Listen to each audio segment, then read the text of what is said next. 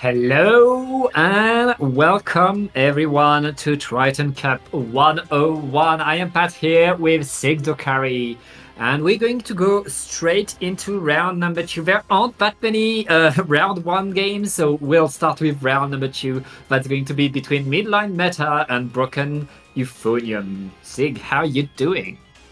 I'm doing pretty all right today, Pat. It just finished storming around here. The sun's coming out. It's a great Friday, great for some Splatoon action as well. We're kicking things off all zones today, just like Triton Cup is on Barnacle and Dime. Like you said, we got midline meta versus Broken Euphonium. A few familiar players here. Just off the top of my head, I'm seeing players like Yumiko, Stara, Nerval, Timmy, and Tyrex. Just immediately people that I have chatted with before. And definitely some very strong other players here like Narco, Emma, Dragiv, and Ark are some other players definitely ones to keep eyes on. I'm very curious to see what midline meta has, because we don't see that many, super midline heavy comps anymore. Yeah, I mean, there's still very good midline weapons that are working incredibly well, and notably we have edit that has been so much on the rise. But yeah, midline meta bringing Splatana Stamper to the mix, also bringing a Splusiomatic. Now that's not a midline. No, it's not. The hammer could be considered one, but that is definitely one of the weapons that we've seen Star play before, and it seems to work out so far for midline meta. Already going up 3 players 2-1 with a great pick from this pencil, and that's a delayed wipeout. Only one player also got the cooler from Broken Euphonium, so they are going to be back a little bit slower. Gives midline meta a bit more of a hold, and they're already trying to establish themselves even further inside of spawn. 2 players down on the side of Broken Euphonium, and it just keeps rolling for midline meta. Yeah, midline meta simply holding the zone right now, staying where they want to be. As Broken Euphonium are getting away from their spawn, they're still stuck up there now. The crab tank is ready, and with 2 down, it looks like Euphonium will be able to maybe push in, but they don't have much time left. The strikes are flying onto the zone as they are going in, but they're still fighting, and they didn't cap. No, nobody can cap. It's really just Tyrex here on this bottom right, but being zoned away by the Slosher. Finally, the zone gets neutralized for at least a little bit, but with 3 players down, Broken Euphonium can't do anything. Midline meta take that recap of the zone, find an extra pick to clean things up, and they take the first game pretty comfortably here. I mean, midline meta really took control of that whole game. Broken Euphonium managed to win a few fights at the end, managed to get near the zone, but a bit too late and losing too many players to be able to paint it. Which means that's a very, very quick 1-0 in favor of the midline meta. Yeah, very, very strong work. Really able to kind of leverage the faster pace that they're able to play at, just thanks in part to the sploosh, but also from the just double midline. Those weapons, the Slosher and Stamper, can really fight. And when you're playing against something that, the short range shooter that Broken Euphonium has is a Splash, which can't really, not that it can't fight well, but it doesn't fight as well as quickly as a Splusiomatic or really the rest of midline meta's comp. So they were really able to take advantage and really press into the spawn and put a lot of pressure on Broken Euphonium, who couldn't really deal. Yeah, it was especially midline meta setting themselves up in that position that we know is so strong in Barnacle and Dive that allows you to really keep it there. Now, we're going to a different map. It's a bit easier to come back in on Umami Ruins, but it's still pretty hard. And Broken Euphonium, they're going to need, I feel like, to change something to find a way to force their way in if they want to get to the zone, especially since Sig, this is a double zone. Applying penalty takes a lot of effort. You really need to go in there and do the work. Yeah, you basically need to control all of mid and then a little bit forwards just so somebody can't randomly just neutralize the zone. It doesn't take that much. You only need half of one zone to kind of neutralize it, stop the other team from scoring. So Broken Euphonium need to be able to match the pace of midline meta just even more in this game too. And I think one of the things that they can really do here is just make sure that they're not like breaking underneath all that pressure of fighting. It's a very difficult thing to do sometimes, especially when is running you down in a curling bomb or just, doing sploosh things. But, just getting that crab tank, getting that heavy edit set up are Yeah. definitely things that I want to see from shoot, their name. Broken Euphonium. Broken Euphonium. Yeah, I mean, there's a lot they can do right now. They're going in, they're not really changing their comp, and I think they have a very good comp both to fight, to push, to paint. It's really a matter of coordinating the fight in forward. Narco getting the Tacticula to stay there, but they already lost 2 players and they're forced away. Midline meta really trying to repeat what they did in game number 1, which is take control and then push forward, force their way in, but they lose 3 players. Ooh.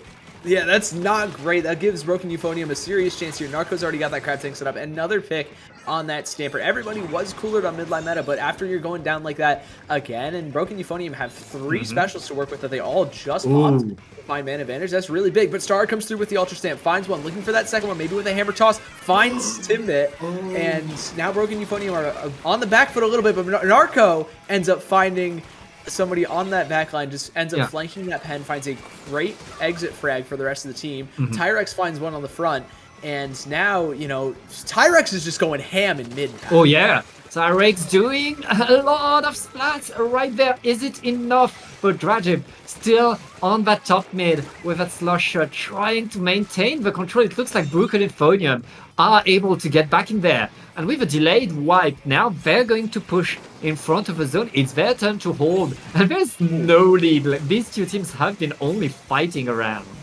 Yeah, nobody's really taken that extended hold of the zone. Until now, Broken Euphonium have a pretty solid start, but the strikes are coming through, so is the Ultra Stamp, and it looks like Mirval is already on that top mid. Dragon also finds a pick, and that's a wipeout for midline meta. Timbit, though, jumps in on the flank. I don't think anybody saw the jump. This is a really big play if Broken Euphonium play their cards right, but they have to stay alive on that front. They have to stall, and it looks like Broken Euphonium already, their bucket drops. Tyrex is down, so this flank is going to have to happen early. Mirval is able to turn, finds that pick. Nobody's able to stall and hold enough on the other side. Midline meta have that lead back, and the Zipcaster from Mirval is coming through onto the crab. Very nice hold by midline meta. They're past the 50-point mark. We're still fighting right there, and it's only trades. The trades are in favor of midline meta, as Broken Euphonium are not really able to get to the zone yet. Narco is going to be splatted. The strikes are coming in, and it's a wipeout. This time in favor of the Euphonium. It's their turn to take control. Now they have that zone back. Not much penalty to get through, but a lot of score to make up. Down to 40 points separating these 2 teams. This Hammer's going to have to go big. Already looking for something, but can't really find any. But Mirval is getting so close there. Timmy not able to get anything off the Hammer just yet. Finds a little bit of space, but midline meta takes advantage. They just rush through and find control of that zone, putting another penalty on. Last Hope does end up finding Dragib here, but not much more. Maybe another one on the Momo and the third one on the jump in. We give them the quad! And that's the Splatling just cleaning things up, putting the team on their back. Star ends up going down to Narco's burst, and we have a crab tank for this hold here, Pat. Yeah, this is looking much, much better for Broken Euphonium. They were able to get the pushes. They're able right now to really defend their side of the zone, set themselves up, and they got a splat on the pencil. That is going to slow down anything midline meta does. And with lucky bombs as well, Broken Euphonium suddenly are looking incredibly strong, Sig.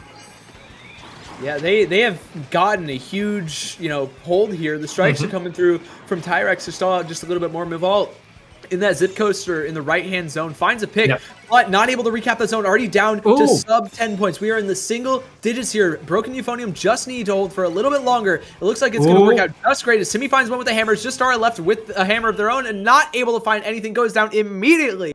And Broken Euphonium are back with a bang going into game 3. I mean, they were pummeled in game number 1. In game number 2, it looked like they were struggling, but finally, when they were able to really set themselves up, take control, put the crab tank in position, put the slosher in position, they really had a very, very strong hold and were able to keep midline meta away from the zones. Yeah, excellent work from Broken Euphonium, playing for a little bit more of that control, but also just able to kind of pressure, Mhm. provide some pressure, get Timmy back on those flanks a lot of the time. Did end up working out, whether it was just creating a window or finding the picks himself. Uh, like this one was crazy.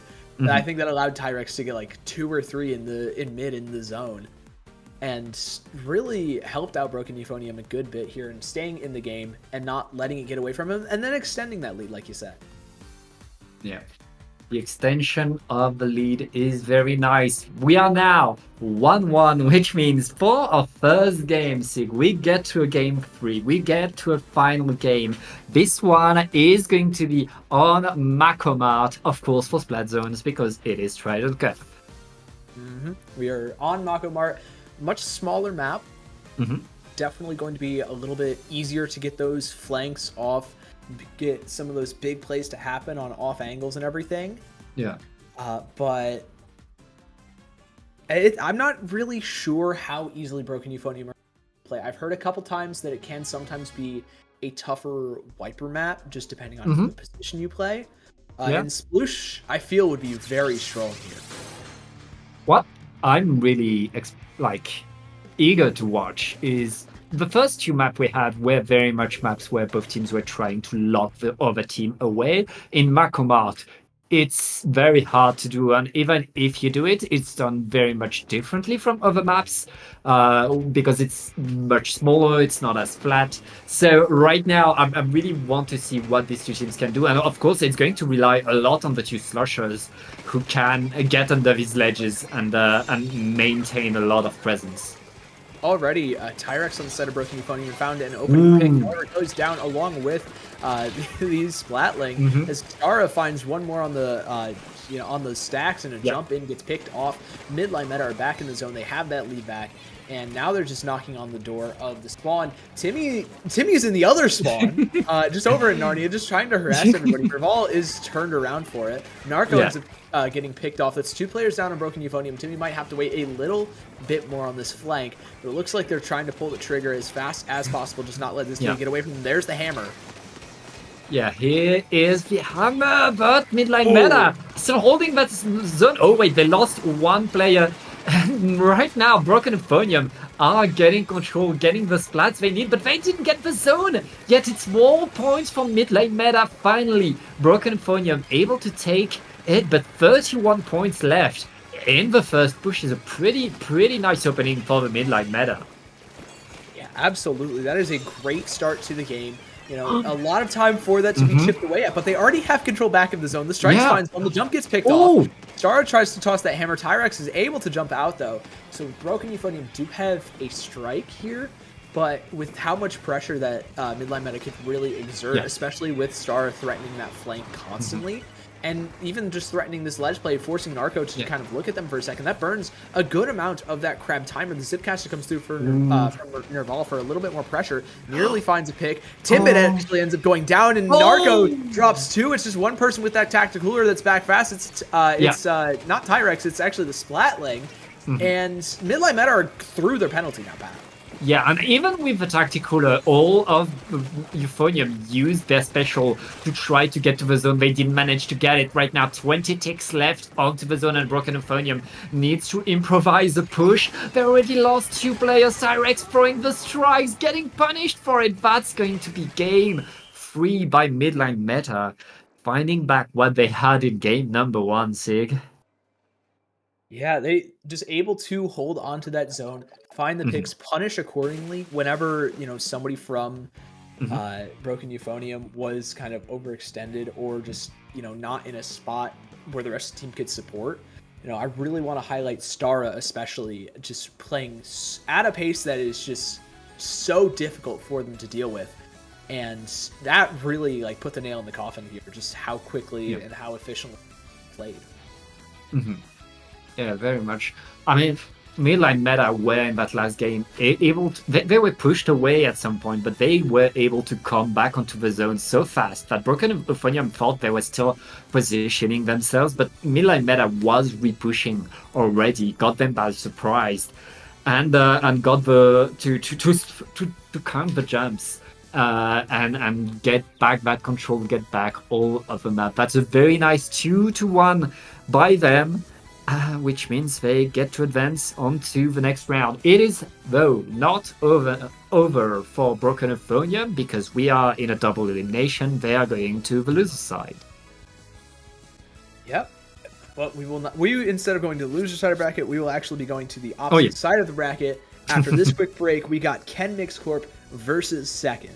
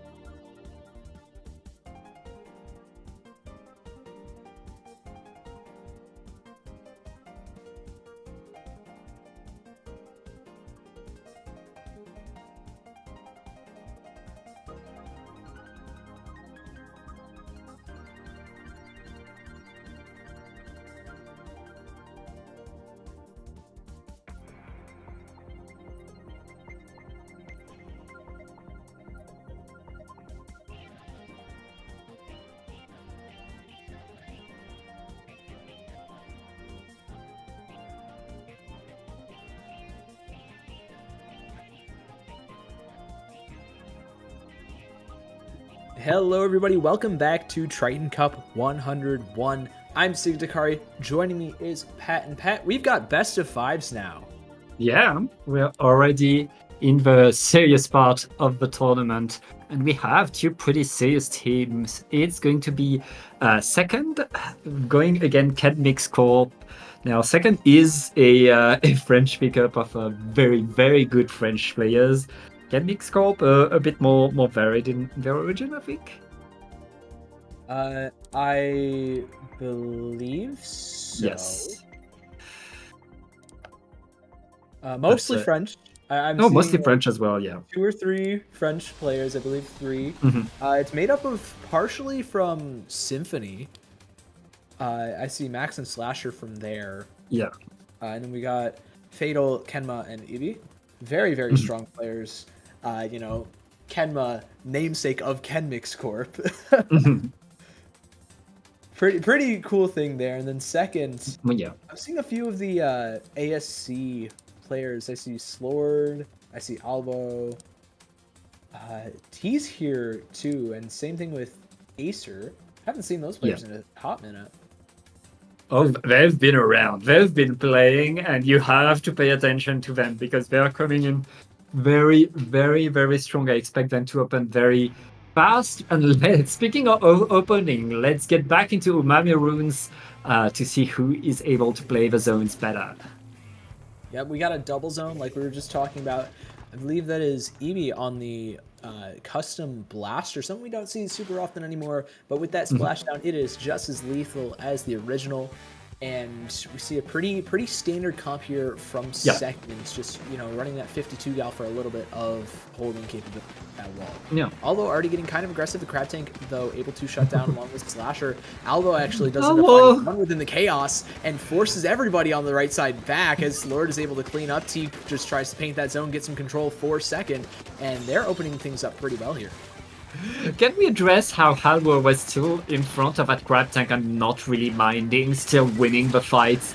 Right there, Kenmix Corp going back onto the zone, able to get a few splats that will allow them to take control, to push onto the zone now. Slasher going in there with that Platana Stamper and trying to establish some ground. Second didn't take that many points with me. Kenmix Corp is going to be the first team to get the real hold.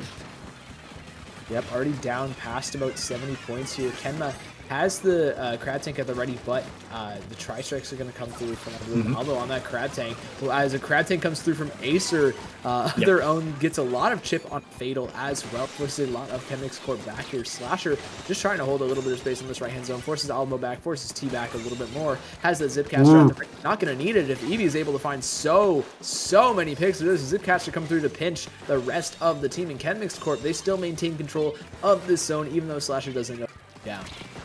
Yeah, Chemix Corp still holding control over both of the zone. Penalty was not applied. Acer activating another Crab Tank, trying to push everybody away. But Chemix Corp are still around the zones with numbers advantage right now. All they need to do is keep it painted. And second are struggling to push in as the blaster. That blaster has been so powerful, Sig. Oh, absolutely. Just making so much space for the rest of K-Corp here, as well as the Crab Tank. Almost to another one yet again. The splashdown comes through, forces Alvo into the waiting arms of Slasher, and that's a KO for K-Corp as they take the first map of this BO5. Yeah, and they really took control. Second, were not able to push them away from mid. They were not able to really take any control. Very, very nice game by K-Corp right here, who will take the first game. But that's, as we said, the first game of 5. There's still much more to go before they can get rid of second. Yeah, they still got to win at least 2 more games here as we move on to Barnacle and Dime. We're seeing a couple of repeat maps here. You know, some of the classics as we've come to know them from Splatoon 3, and this is definitely not an exception. It's Barnacle and Dime, man. We've seen this map every single day of our lives, really. Yeah.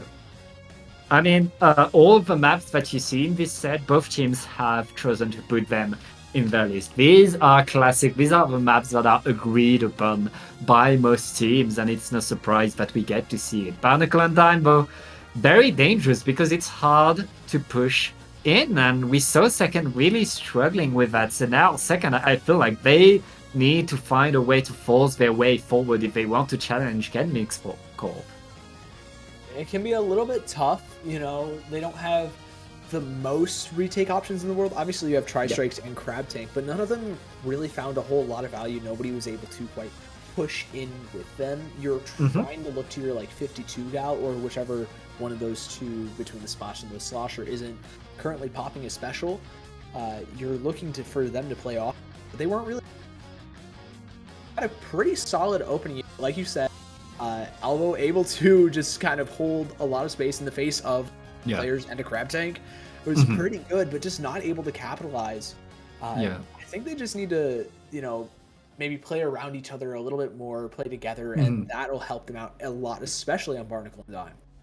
Yeah, you're right. I think that they can really get the fights going, but they didn't manage to coordinate a push. And on Barnacle, you don't have a choice. You have to coordinate that push if you want any chance of winning on that map. Like, now, let's get right in there and let's see if Second are able to adapt, switch things up, and answer what K-Core has been doing.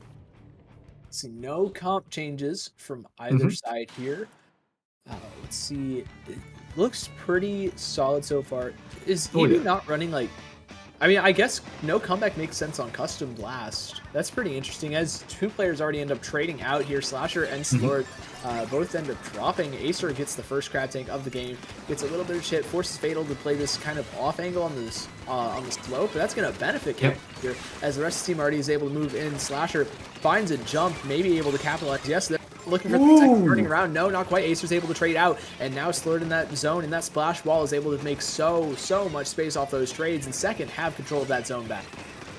Not for long, though. Kenmix Corp is still around, ready to paint, as both teams are not really able to push the other one out. Very nice jump here by Kenma. They're forced away right now because of the Crab Tank by Acer. It looks like Second are going to take control over the zone, but Kenmix Corp is already in positions to push. Yes, they are. K-Corp has that Crab Tank set up. Eevee's already playing off of it. Slasher finds a pick on the left-hand side, rushing forward. Slasher finds a second, looking for a little bit more with that Zipcaster, but you're not able to capitalize just yet. Kenma now able to try and capitalize that zone, cap that zone with the help of Eevee as well. Slasher, or one of them, Kenma finds 3! With the jump out too, and there's the retake successfully taken for K-Corp. Now you just got to hold down to 50. Incredible retake, incredible push by Kenmix Corp. Now it's on Second to really answer the call. Here comes the strikes to deny the Crab Tank from Kenmix Corp. Kenmix Corp still in position to deny the entry. They lost their blaster though, as the Second are pushing onto the zone right now. Do they have the power to paint as they just lost the lead? Oh, it's a tough question, especially dealing with all these flanks. You have different members just focus on different things. However, Second are able to just take a moment to fully cap that zone. Slord ends up finding a trade on the... That's pretty big. No splashdown to just quickly get a little bit of a cheese cap in if you're able to get in position. However, K-Corp still have control of that zone. Fatal able to just blanket a line of charger shots across. Here's the Crab Tanks. Acer looking for one of the other players of K-Corp, while Kenma is trying to just shred that crab as fast as possible. Scores running forwards as well. And now, with everybody coolered up, Second are trying to push their advantage here. Ooh, very nice slap by Acer, going for more. That is 2 down onto Kenmix Corp. Made them 3. Fatal is forced to jump away, which means Second gets control over the zone, and Sig, they don't have any penalty left. This is going to be lead for them. Oh, absolutely. And Second are looking for a little bit more than that. You know, they're looking for the full KO here. Have the Tri-Strike on deck. The splashdown, though, coming through. Alvo is able to get that pick with the rest of the team. Zipcaster coming out here. Now K-Corp, they have the control of this. They have that retake gone. Slord ends up going down inside of the splash wall. And now K-Corp, they prevent that KO from, you know, being the very fast threat that it was coming up to be. With Kenma on this Crab Tank as well, they're threatening with one of their own. And Crab Tank is so powerful on this map, and this is why all of second are forced to wait to the side for the Crab Tank to be over. And here comes the answer by Acer, forcing the jumps out. It looks like second are going to get back onto the zone. Can they do so fast enough to get the lead? No! Can Mixcorp get the lead? They lose 2 players, but they're going to be pushed away in time for second to get back control. There's control of the zone. Now some low penalties on both teams. You know, both of them sub 50. You know, that's a pretty short hold relative to what they were at earlier. And now with Acer's Crab Tank, Slash is going to have to face some here. But Eevee ends up dropping as well. Acer with this Crab Tank is doing so much work holding all of K-Corp back. This lead is going to flip right back in favor second here. The Crab Tank from Kenma is coming up. Eevee finds a pick onto Slord, but gets traded out immediately by Slasher. This Splashdown's going to have to do it all. Doesn't get the recap fully, just gets the neutralization with the rest of the team. But now 3 players of second are standing in that zone. They're down to 5, and they're looking for that KO. Stop that one for just a little bit. Are they able to find it? Can T paint over the zone, or is Fatal going to have it for... It is on the right-hand side. Doesn't really care. He's just trying to get the control of that zone back. Eevee now trying to deal, but no. Second, answer back with a KO of their own. And we're going on to Robo Ramen here, Pat. Yeah, we are now 1-1 between these 2 teams. And that was quite the answer by second. Really being able to get the pushes, being able to get control, and in the end, winning the fight around the zone to seal the deal. Can Mixcorp have an opponent now? And we are 1-1. That was crazy. It was just constant lead switches, low penalties either way, just allowing that to happen. Kemma had a beautiful triple there. Great opening. Eevee just looking for a little bit more too. Just fantastic fighting all around. Second able to close out was pretty big for them, you know, give them a little bit of momentum going into game 3. You kind of even things up after a pretty tough game 1 as well. You know, you weren't able to control the zone for maybe 20 points. So, you know, answering like this is just fantastic. Oh yeah, but we still have very much a lot to see between these 2 teams as we are going on to Robo Roman. Robo Roman, a map that has a lot of different ways to play, lots of different ways to approach. So I can't wait to see how these 2 teams play. One thing to note is that's still a map that is very good for Crab Tank, and both of these teams have shown that they know how to use that. Oh, absolutely. Crab Tank has so many great spots, fantastic spots to be put up to. You know, you have Glass, you have Snipe. If you get really far enough, you could go on the other team's Snipe, you know, just to really lock them out, make life incredibly difficult. And those are really the only spots you can find so many different off angles to try and chip people out with those 30s, with those 55s. And you just do a great job at shredding things in the zone, whether that's a big bubbler, it could be a player. You know, Crab Tank is just so strong. This might be the best Crab Tank map in the game. At least it's up there in the top like 3 or 5. Oh yeah, for sure. And because these 2 teams have that, we will see that coming back. I don't think we'll see changes in the composition. Both of these teams play a very strong and efficient comp that can adapt to all different kind of circumstances. So let's see how these players adapt. Right now, we are pretty even 1-1, with both teams able to answer each other. Yeah, one thing I do want to highlight here as well as we load in is that we also have a set of tri-strikes on either side, which can just fully cap the zone if not contested. And, you know, if they are contested, it makes, you know, life so much easier for the rest of your team to do the same thing. Eevee's on Carbon. Yeah, normal strikes on the side of Ken Mixcorp. That Carbon Roller will have the explosive power. Oh. Okay. Something sure. That definitely did happen. No splashdown on the side. So I'm getting notified that someone on the side of second was AFK. So... Oh my days. for just a minute, people pressed A bit too fast, get back into the next game. Oh my goodness. Well, I can't say I haven't had that happen. You got to run to the bathroom or grab some food or water. You know, if mom made dinner and she, you know, she wants you to get it before it gets cold. You have to answer. You know, like Splatoon can wait. Yeah, I mean, we're here to play, but first of all, we're people with lives, with things to do. But yeah, let's get in the game very soon. We're still waiting. I'm waiting. Yep, we'll be waiting here for probably a little bit. Not really sure how long, but one player did end up leaving that lobby, so we could be here for quite a while. Yeah. So, Pat, what is your favorite? What is your favorite flavor of ramen, or favorite brand? I guess would be a better way to put it. My favorite brand of ramen? I guess flavor. I don't really know. I mean, I wouldn't count like instant noodle as ramen, and when I eat ramen, that would be like usually at a ramen restaurant. And there's this such a good ramen restaurant in Paris that I miss since I no longer live there. And, but to me, whenever I think of ramen, I think of that one restaurant of tonkatsu ramen. They're so good. That sounds really good. Actually, yep. I can't. There's also a really good place in Detroit that I used to go to when I lived in the area. I forgot what it was called, but if you're in the area, you know, rest in peace, Big House. But who knows? There could be, you know, sometime down the line, another Detroit major where it could be an opportunity. But I think that was some of the best ramen I've ever had. Haven't really gone anywhere else though, you know, outside the U.S. or really outside the East Coast. Yeah.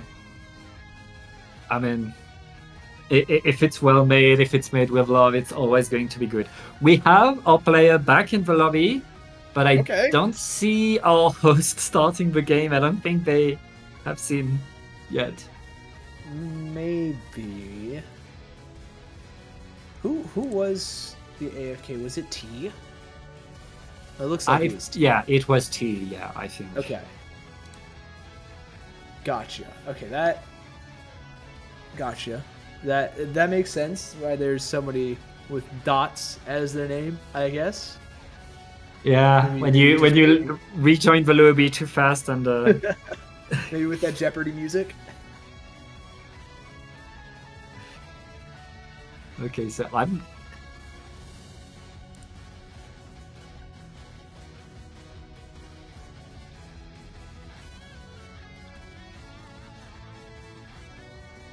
Okay, so one more player is AFK. Not again. Hold on. We're still waiting. Wow. Fun day. Oh, I understand now. The players that left didn't leave because they were no longer here. They left to just like cultivate their team tag. Ah, I see. Okay, so now they're all what? 1K. That's the 1500 V-Bucks team tag. What? There's a team named 1500 V-Bucks? Yep. Why? I didn't even. How?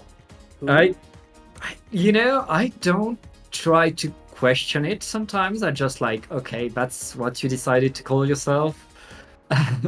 Yeah, that's fair. I no longer question what's happening. Okay, it looks like everyone is here. We are all ready, and yeah, we're gonna get back in the game. Okay, dokes. So we'll be loading in rather shortly. We're gonna be seeing that carbon roll. That's something new. You know, requires a little bit more paint control from Kenrix Corp than what we've been seeing recently, but with that Splash-O-Matic from, I believe it was Kenma, that definitely is on the table. Can 100% work here. Carbon, pretty solid option to get some, especially with the cover around. A lot of that verticality really benefits. We're seeing second run back the same comp. Yeah, same comp indeed. And we'll see how these two teams adapt. But again, yeah, pay attention to this splash with Crab Tank. This Crab Tank well deployed could do a lot. But now that there's a carbon, Um, one Zuka shot can end a grab tank. Oh, absolutely. You can either, splat the rider or just shred immediately.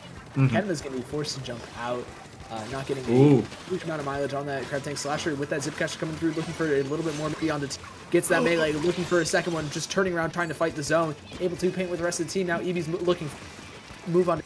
Maybe finds it. No, Fatal's going to do that just instead. And Kenmix Corp have a pretty solid hold going with 2 players up. Yeah, and Chemix Corp taking control right now, painting around, preparing their next special. As here comes the Tacticula. Oh, but Slasher is already down, and here comes the strikes by Second. Second answering the call, coming back onto the zone, but not able to apply penalty yet. Now, with a crab tank, they should be able to get a control over the zone and push their way forward, especially Slord with that 52 gal. Pay attention to Slord. Slord is such an incredibly fast and efficient player. Yeah, ends up going down though immediately in the snipe. But forcing a lot of Kenmix Corp to look at them. It's going to give Second a little bit of space, a little bit of time to work with the zone. Only just now getting neutralized when Sword is back up, gets picked off, just giving the rest of the team a little bit of an opportunity to retreat. Now Acer in this bottom right is just looking for a little bit of chip, a little bit more paint. Tank, but Alvo ends up going down to a burst bomb from Eevee. Eevee just looking for a little bit more of that carbon roll. Gets traded out immediately by T, but Eevee is now just holding strong in the zone, neutralized for shortly, but Kenmix Corp are going to get right back to scoring.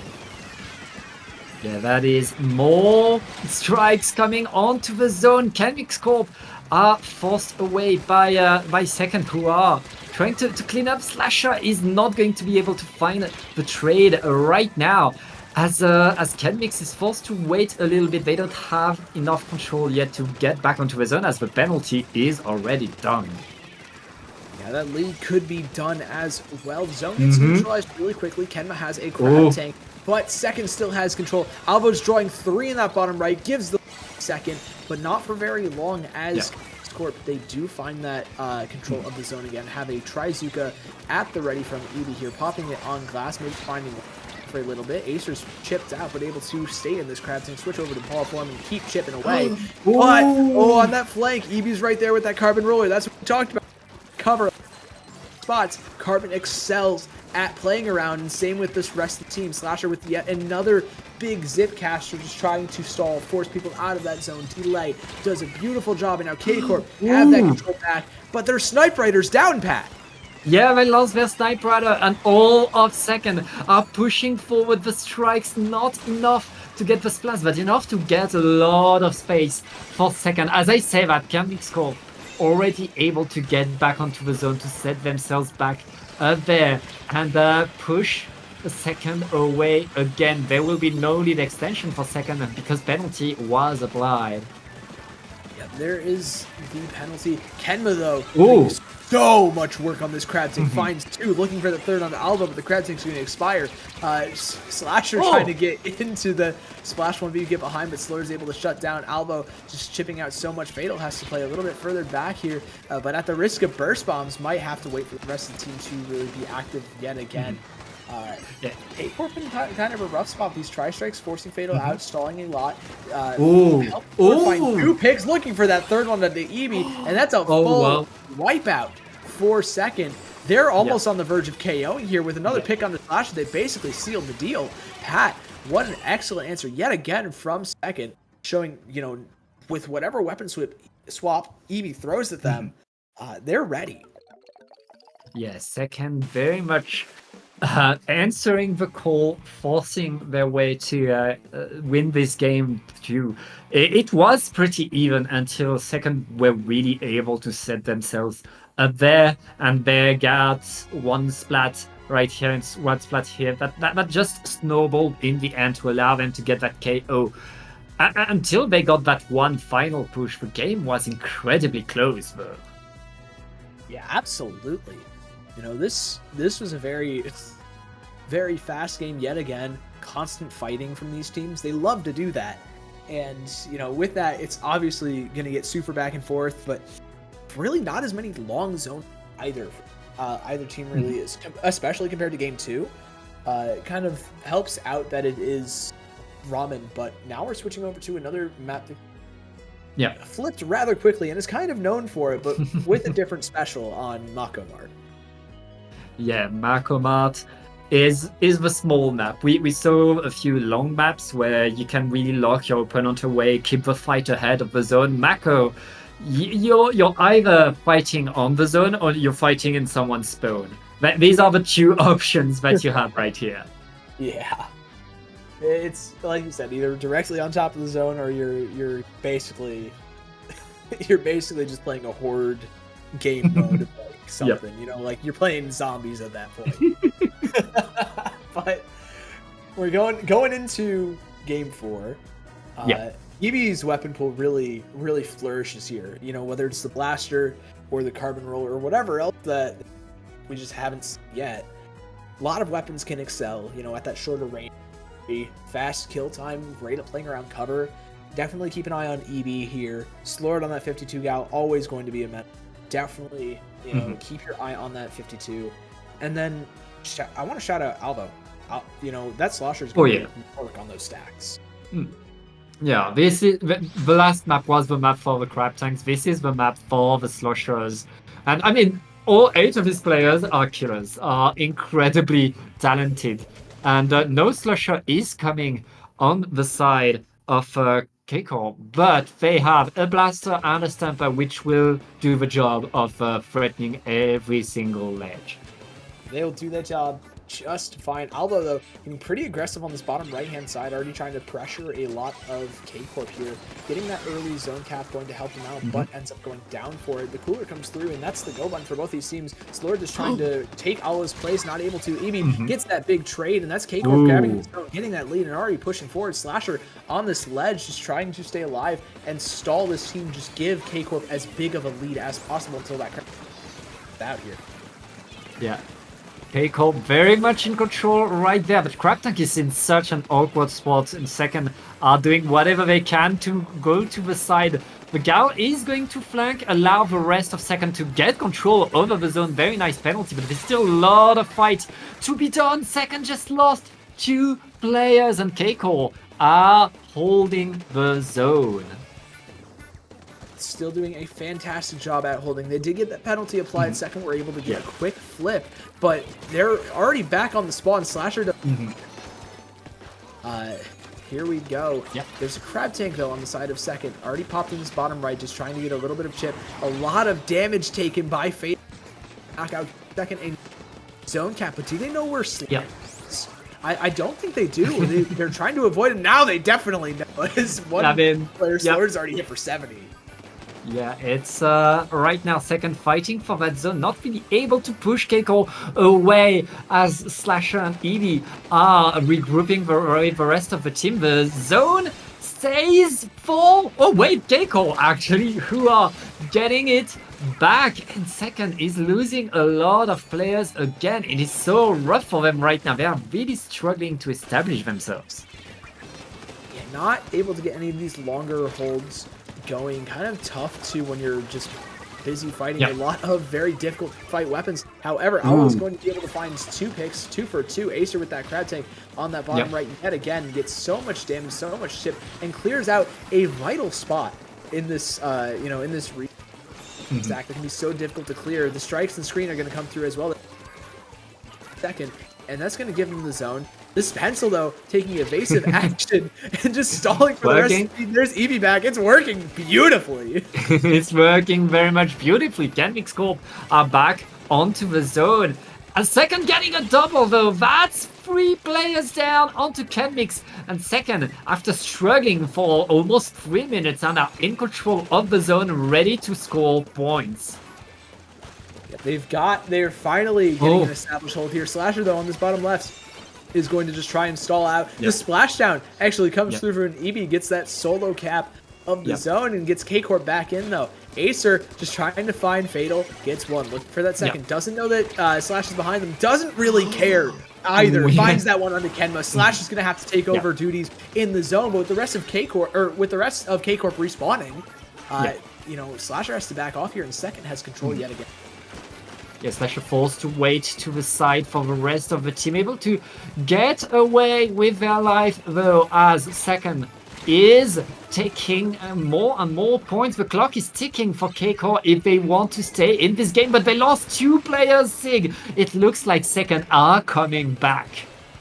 They are. The Crab Tank also getting so much shit. You're going to have to back off here. Alvo finds so much damage, forces Slasher to drop. There's that lead swap you were talking about. The Zipcaster comes through, but isn't able to find anything, actually. Gets shut down immediately. Kenma in a bit of a rough spot as well. Nobody's able to fully cap that zone. Slore dies on it, but so does Eevee. And now second, they have the control. They're ticking down. 2 players down, though. So K-Corp will have a pretty quick retake, but they're going to need to take it.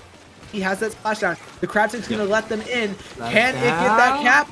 No, it won't. Second, they're on the verge of getting that 3-1. They've got the cap. They've got the zone neutralized, but they're still fighting. They're still going. They've got the picks. They've got the advantage. And second are through to the next round of winners. Yeah, very, very nice play by second. For a long while, it looked like Mix Corp had control of that map, had that game in the bag, but second clawed their way back, denying the painting of the zone over and over. Even the splashdown was not enough. No, nothing that K-Corp really did was able to get that zone back. Looked beautiful for them in that first half of the game, just able to apply so much pressure onto second, not really take anything. But around here is when it started to become a bit of an issue. 3 players got into the zone, and at that into the back of the zone, really pressuring that tactical.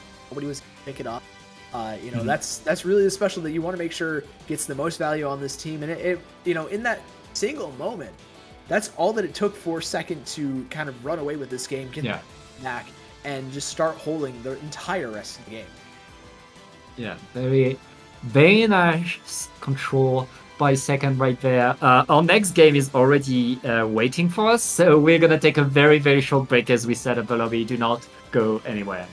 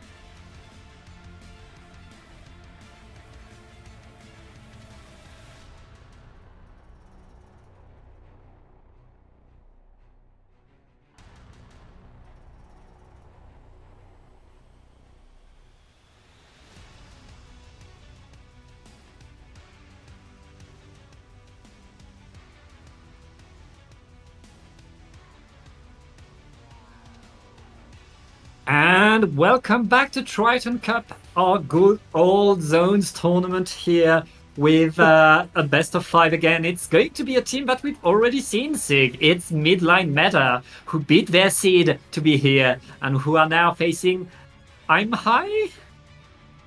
I am high. All right. That clever name. I understand.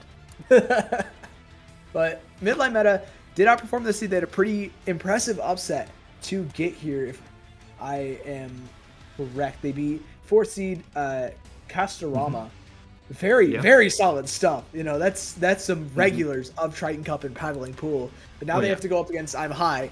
So pretty tough one there. I believe we see Noctis, Storm, Dylan, and Aaron on that team. We already know Midline Meta. It's Yumiko, Dragib, Star, and Merval. Yeah, rough games in perspective. And we have... we'll talk about game 2 when we get there. Let's start with Hagglefish Market. Very much a classic. We're still playing classic maps. Okay. We'll talk about it. We'll talk about it when we get there, Sig. Yeah, we'll discuss game 2 when we get there. I like to leave that out of my mind for now. You know, I'm trying to block it off on my screen with my hand. And, you know, other than that map, we have some classics, some of the stuff we've seen before, but a new map to kick things off, one we haven't seen yet today, of Zones Hagglefish. You know, this is the Splatoon 3 Zones map, but we haven't seen it yet today. Maybe it's just because nobody wants it as a starter, or just, you know, the Sendu algorithm told us you won't have to play that much Haggle. You know, maybe you played it too much. I think in the first year of this game, everybody was playing only this map. So now we see it less because people have played it so much. But it's still an incredibly solid map. It's still very much a classic. Oh yeah. This is the... When you think Splatoon 3 competitive, this is probably the map you see like when you're discussing it with your friends. You know, like this is where everybody plays. This is the final destination of Melee. This is, you know, from Melee. This is the Pokemon Stadium 2 of Smash Ultimate. You know, this is the classic. This is what you come to see. And it's I don't know what we can discuss that hasn't been discussed in this past 2.5 years. Yeah, what we can expect from this, and I mean, we've seen Midline Meta. They like to go fast, but now they're going against a bunch of players that are on a different level. We will see how they're able to do, and let's get right in the game. Okay, that's okay. Arc is playing instead of Star now. We have that S-Blast, and pretty neat comp from I'm High. We have the Decavitator S-Blast. Aaron on that Gal gets picked off immediately, giving Midline Meta a little bit of an early advantage here. Gets that control of that zone right quick. Cooler's up. There they go. But Dylan's able to find one with that Decavitator, even things up, and even lead things in favor of Midline I'm High. But 3 players end up going down. It's just Aaron left on this Gal, and against 3, you're not finding much there, bud. Midline Meta taking it and running down past 70 points. Midline Meta keeping it up, getting faster and faster with more control over the zone. Now the Booyah Bomb is coming behind them. We have very much a fight onto the zone. Arc is forced to move away as I'm High are taking control over the zone and pushing forward. Yep, already moving forwards here. Raziel able to just pressure a little bit with that Storm. Aaron forcing Revolve to drop back, actually finding that pick, but gets traded out immediately. Midline Meta, they get control of that zone pretty quick. They get it back at least. But I'm High still able to provide these jump-ins, still able to put a lot of pressure, find that early advantage. Arc ends up going down here. Aaron pops that Killer Whale and another Splash Wall, just trying to give the rest of the team an opportunity. But Dragon finds 2 on that bottom right. It's just Storm left, and is going to have to just play a little bit safer, back off a little after finding that pick and number Vol.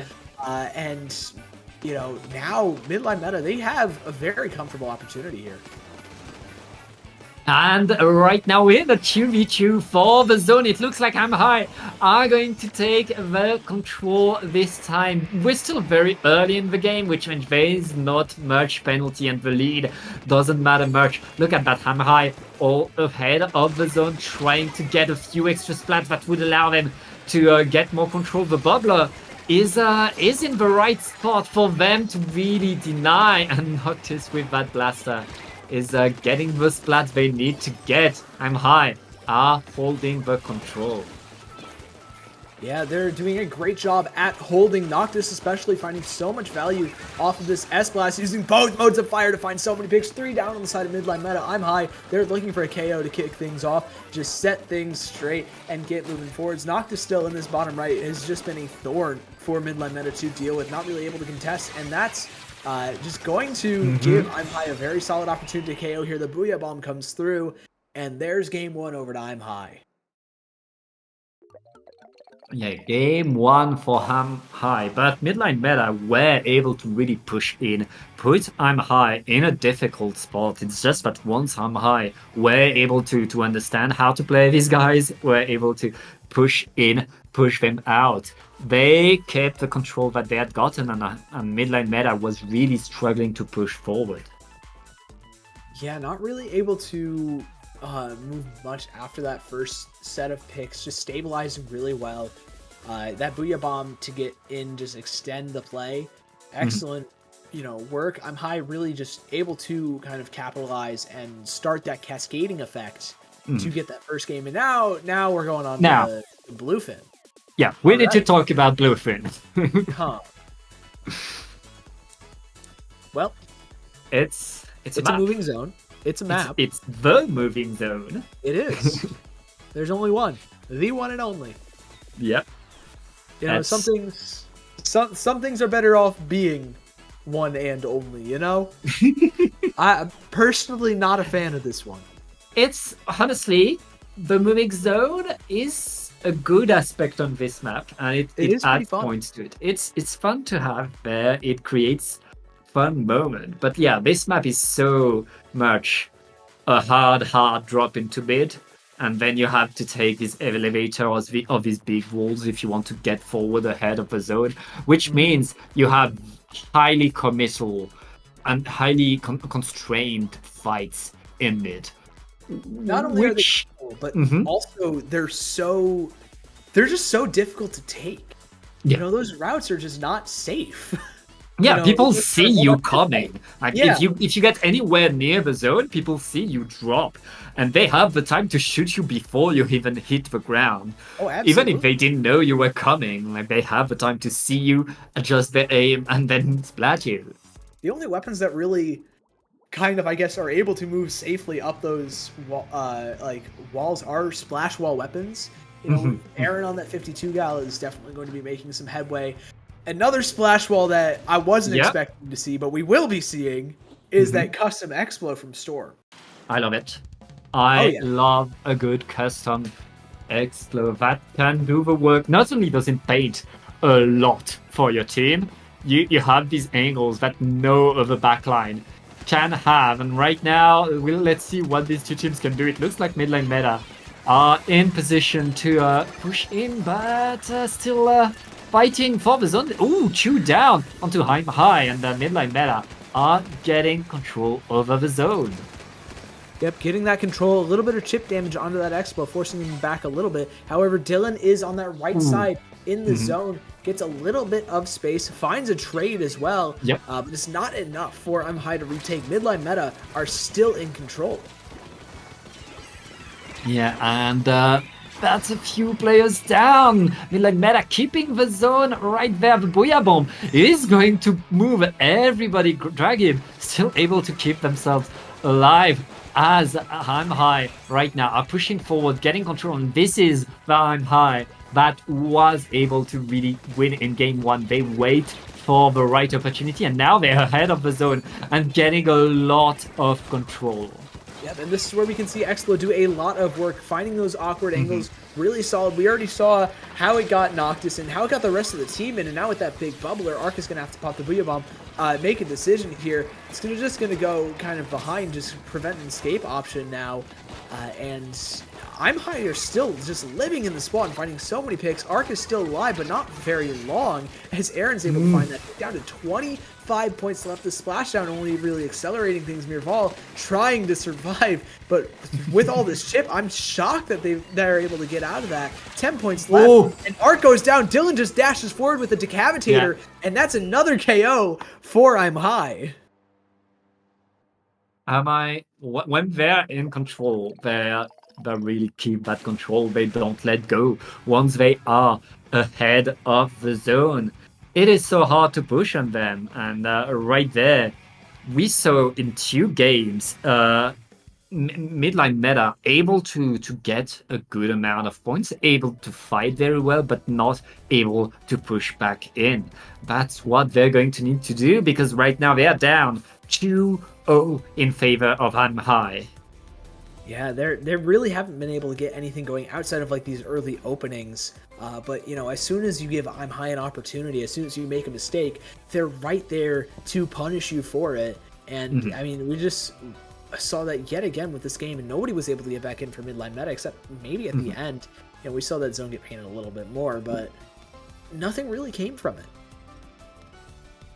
Yeah, it was rough. It is rough once your opponent is able to set themselves up on your platform. Once they are here, the fight is so hard to get, and that's not a fight you're used to be taking, honestly, because this map is not played that often between each team. Right there, I'm High, using their better knowledge of the map, their fast movement to really get game number 2, which means they're 1 game away from advancing, as midline meta needs to win it all now. They need to pull off that elusive reverse sweep, and what a section of maps to do it on. You know, the ones that we've seen throughout the rest of the previous 2 sets already, multiple times. We've got Robo Ramen for our game 3, Umami Ruins, and then Barnacle and Dime yet again right after. I think those 2 have been there every single game. And let's see, Robo Ramen gonna be a pretty fun one. I think we could see some pretty interesting ones. Definitely keep an eye out for those S-Blasts. Can put in a lot of work here. Splash Wall has so much control over those tighter choke points up at the top of the zone. Very, very fight heavy map too. Yeah, very fight heavy. Let's get on to it. Oh wait, Storm is bringing ballpoint splatling. That's a 3rd different weapon that is brought by the backline of I'm High, as midline meta are sticking to their guns, I think. Oh, they didn't have an S-Blast until now. Yeah, now both teams have an S-Blast. 3 players on the side of I'm High are running an opening gambit, and then the ballpoint is running comeback. Pretty curious choice. You know, working out pretty well for them so far, able to hold mid for quite a bit longer than any of the other 2 games. And now Aaron's just running forwards with his 52 cal, trying to make as much use of that opening gambit as possible. The rest of the team is able to chase with. The pack comes through, not able to find any picks, actually gets punished, but Aaron is on the flank. You forgot, but Aaron didn't, finds the second one. And now I'm High have full control of the zone, and they're knocking on the spawn of midline meta. Yeah. I'm High setting themselves in position. We know how dangerous they can be. Pressure is on midline meta to find their way forward. The Booyah Bomb is thrown. But can they get the fight? No, they're not able to get the splats yet, as I'm High are holding control with another tactical. And they get a splat onto the pencil. It's going to be so hard to push for midline. Yeah, and it makes it even harder with that pack coming through. Storm ends up finding the pick. As well, Dill is already back with the rest of the team. Has that halfway to the tactical, and Revolve gets picked off by Noctis. Noctis gets traded, and now I'm High. They're in a bit of a more neutral spot. Storm gets a little bit aggressive on that ball point, gets picked off, and that's a full wipeout in favor of midline meta. They finally have control back of that zone. This is the break they were looking for, what they weren't able to get in the first 2 games. How well will they be able to capitalize? I mean, they lost a lot of points, but right now there's 2 down onto I'm High. Midline meta doing what they need to do to stay in this game, keep that control. As I'm high, getting a few fight, getting a few splats, but are still waiting for the opportunity to get in. Here comes the special for them. They're gonna find a few splats and they're going to paint the zone and apply penalty. There's the zone fully capped. I'm high with a successful retake before midline meta got too out of hand here. And now with a lot of space to work with, not any specials just yet. They do get picked off, 2 of them though. So this could be a little bit of a dicey hold. Storm able to neutralize things as best as he can. But here comes the Booty Bomb, here comes the Zipcaster Merval, able to find Noctis, but the rest of the team is not in really any position to help out Dragib otherwise, and Dragib is going to have to pop these Tri-Strikes, gets them onto the zone. There's not quite a cap, actually, but holding for quite a while until Storm decides enough is enough, finds one, 3 down inside of midline meta, and I'm higher back in the driver's seat. Yeah, right now I'm high. Back in there. That's the jetpack being activated right here. Getting 1 splat already. That's 3 down onto midline meta. I'm high. Holding strong. They want that KO and they don't have that much penalty left, Sig. Oh, no, not at but they lose all. 2 players. Yeah, they do lose 2, but so do midline meta. And now this is where it gets a little bit tough. What are you able to do in these low player count situations? Merval already finds a great pick onto Aaron, but immediately gets traded out. Dragib is trying to find something, but all the players of midline meta are just going down. It's too quick to be able to fully cap that zone. Arc is the last one left, and I'm high. Don't care as they cap off a 3-zip against midline meta, and they're going on to winner semis. Yeah, very, very nice game by I'm high, really showing why they're so good. I'm high. They fought well, and remember, they managed to beat their seed just to get here. Very much a team to keep watching, very much a bunch of players that can create the surprise got here, but they still have a bit more work to do. And which means now that we are getting onto the semifinals. Yeah, we will be seeing after this quick break another best of 5 with I'm High in it. They're going to be playing against our top seed, My Little Henlo. Sure to be a banger, definitely going to be fun to watch. Yeah. That might be one of the Splatoon LAN qualifying teams on My Little Henlo. We'll discuss it a little bit later, but we'll be back after this short break.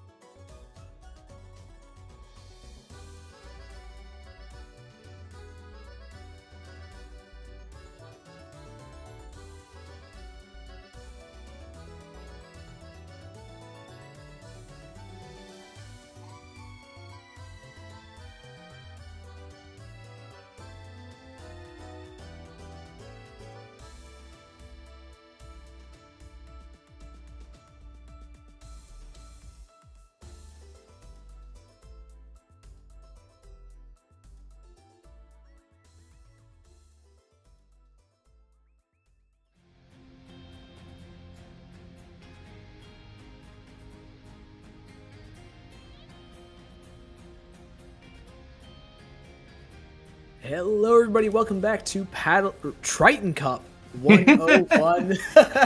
We've got your winners semifinals. It's Pat and Sig back at you again with I'm High, but this time they're playing top seed My Little Henlo.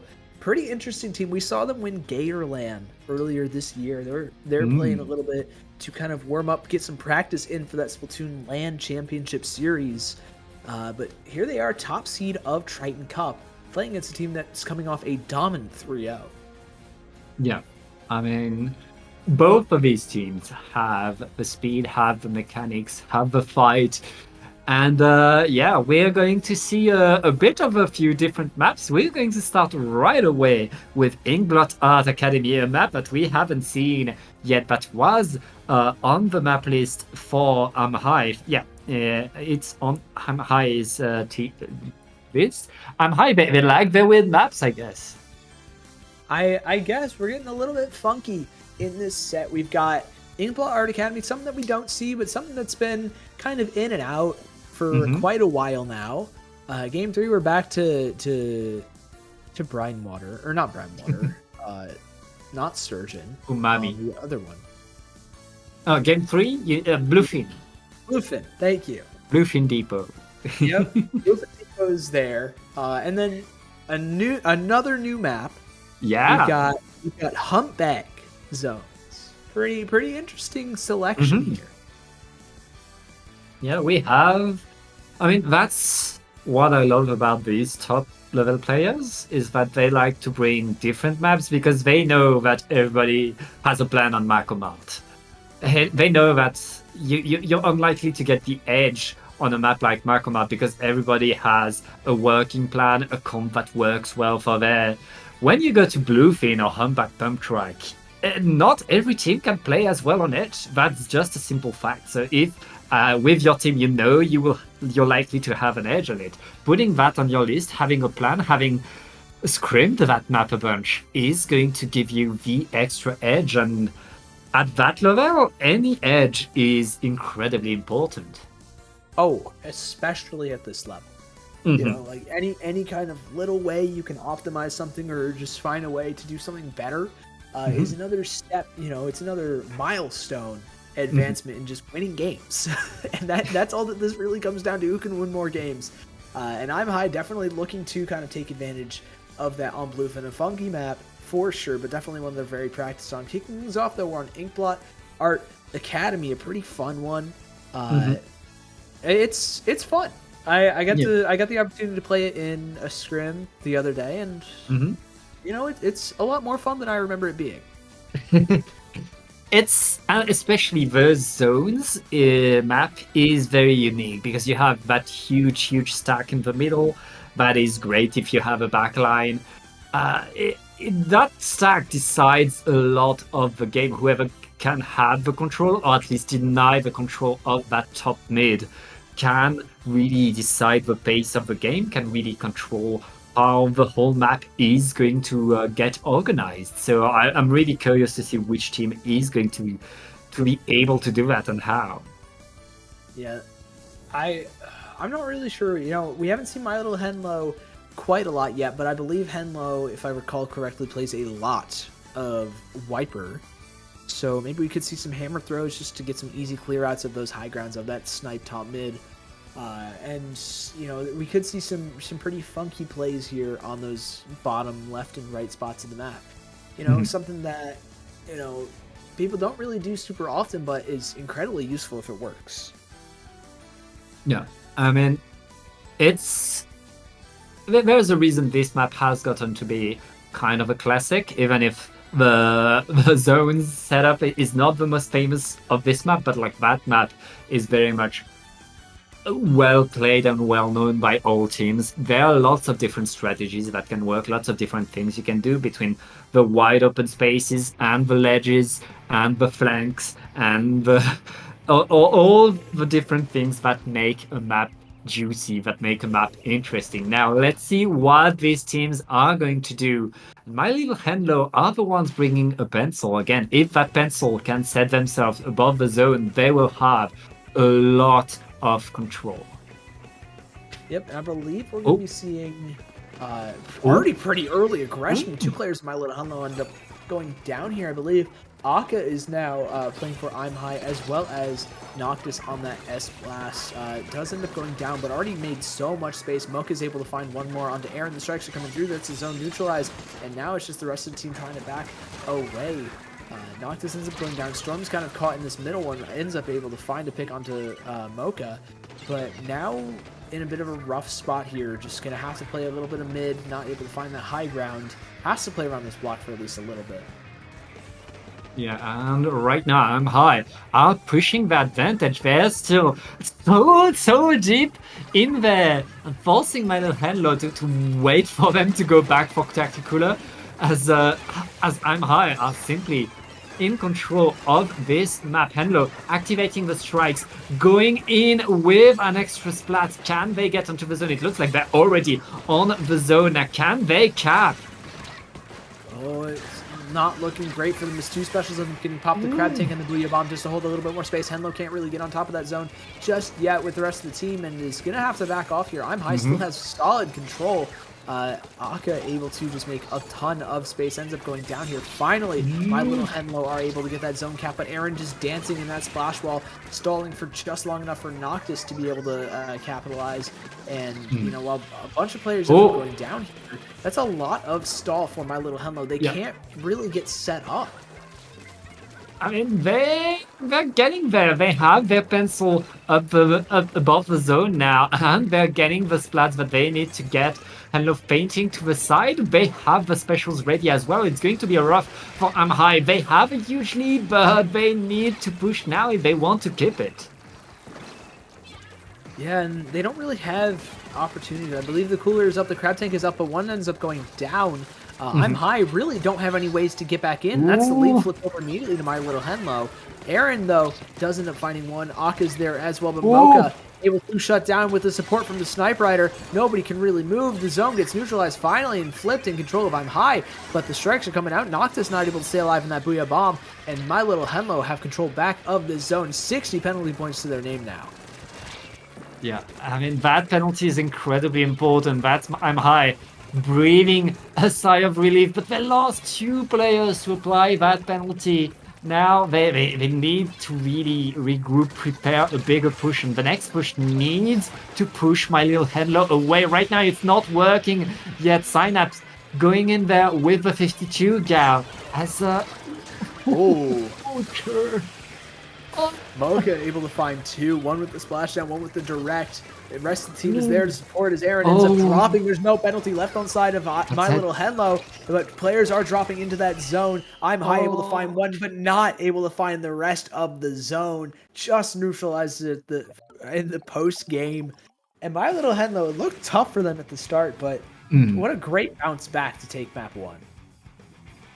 Yeah, I mean, that's a great control for My Little Hunlo, reminding us why they are seen #1. And that was such an impressive, such an explosive opening for I'm High. They took control not just of the zone, but of the whole map. They were pushing so deep into Hunlo's territory, but it was not enough. My Little Hunlo were able to come back, and My Little Hunlo, without going as far deep in there, were simply able to take more control over the zone, were able to punish I'm High for getting onto the zone, and finally got that KO.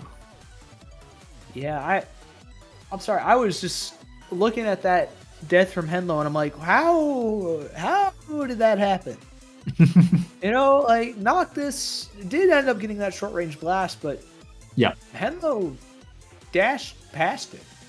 a little bit confused, but anyway, that's by the wayside. We're going on to game 2. Mako Mart, we're back to it, and maybe a few less splashdowns on this one than the last time we saw it. I mean, we're going to see the blasters come back on both sides. That is true. We're going to see more blasters, and then I mean, I feel like the weapons we saw in the previous game are likely to come back the same. It's just a map where getting back onto the zone is going to be easier for both teams. So there'll be maybe a bit less of the long holds that we had in this game, and a bit more fight around the zone. Yeah, and the zone is much easier to fight around rather than in for the entire rest of the game. Yeah. So a little bit more fluidity for the rest of the team, a lot more cover as well, a little bit more verticality as opposed to inkblot zones here. So we could be seeing some pretty interesting plays, especially from Noctis and Mocha. You know, there's you could see a lot of stuff. It's some really top high level pickups, top level dare I say, on one of the maps that we've seen for quite a while. Yeah, indeed. And that's that's a 96 gal deco on the side of Mario Henlo. I'm high, not really changing what they've been doing, but yeah, Synapse switching to the longer gal to get a bit more control, a bit more distance than their opponent. Yeah, I wanted to get the gal the long way. And now, I mean, Synapse is known for playing these gals, very proficient at them. Yeah. It's already working out okay, early beginnings, already down past 90 points. Good start, but Aaron's able to get into that zone, find the pick on the Synapse, it out immediately. The crab tank comes through from Aka, but not able to find anything just yet. Harshy is trying to find just a little bit of chip damage, not able to do anything more than force that crab tank to go into ball form, but Noctis finds two on that left-hand side. The Booyah Bomb comes out, and Mocha is just way out of position. My Little Henlo have to give up the control here. Mocha, though, just looking for a little bit. Finds Storm, has that splashdown ready and available. Able to pop it, get some picks off, and My Little Henlo are back with this zone.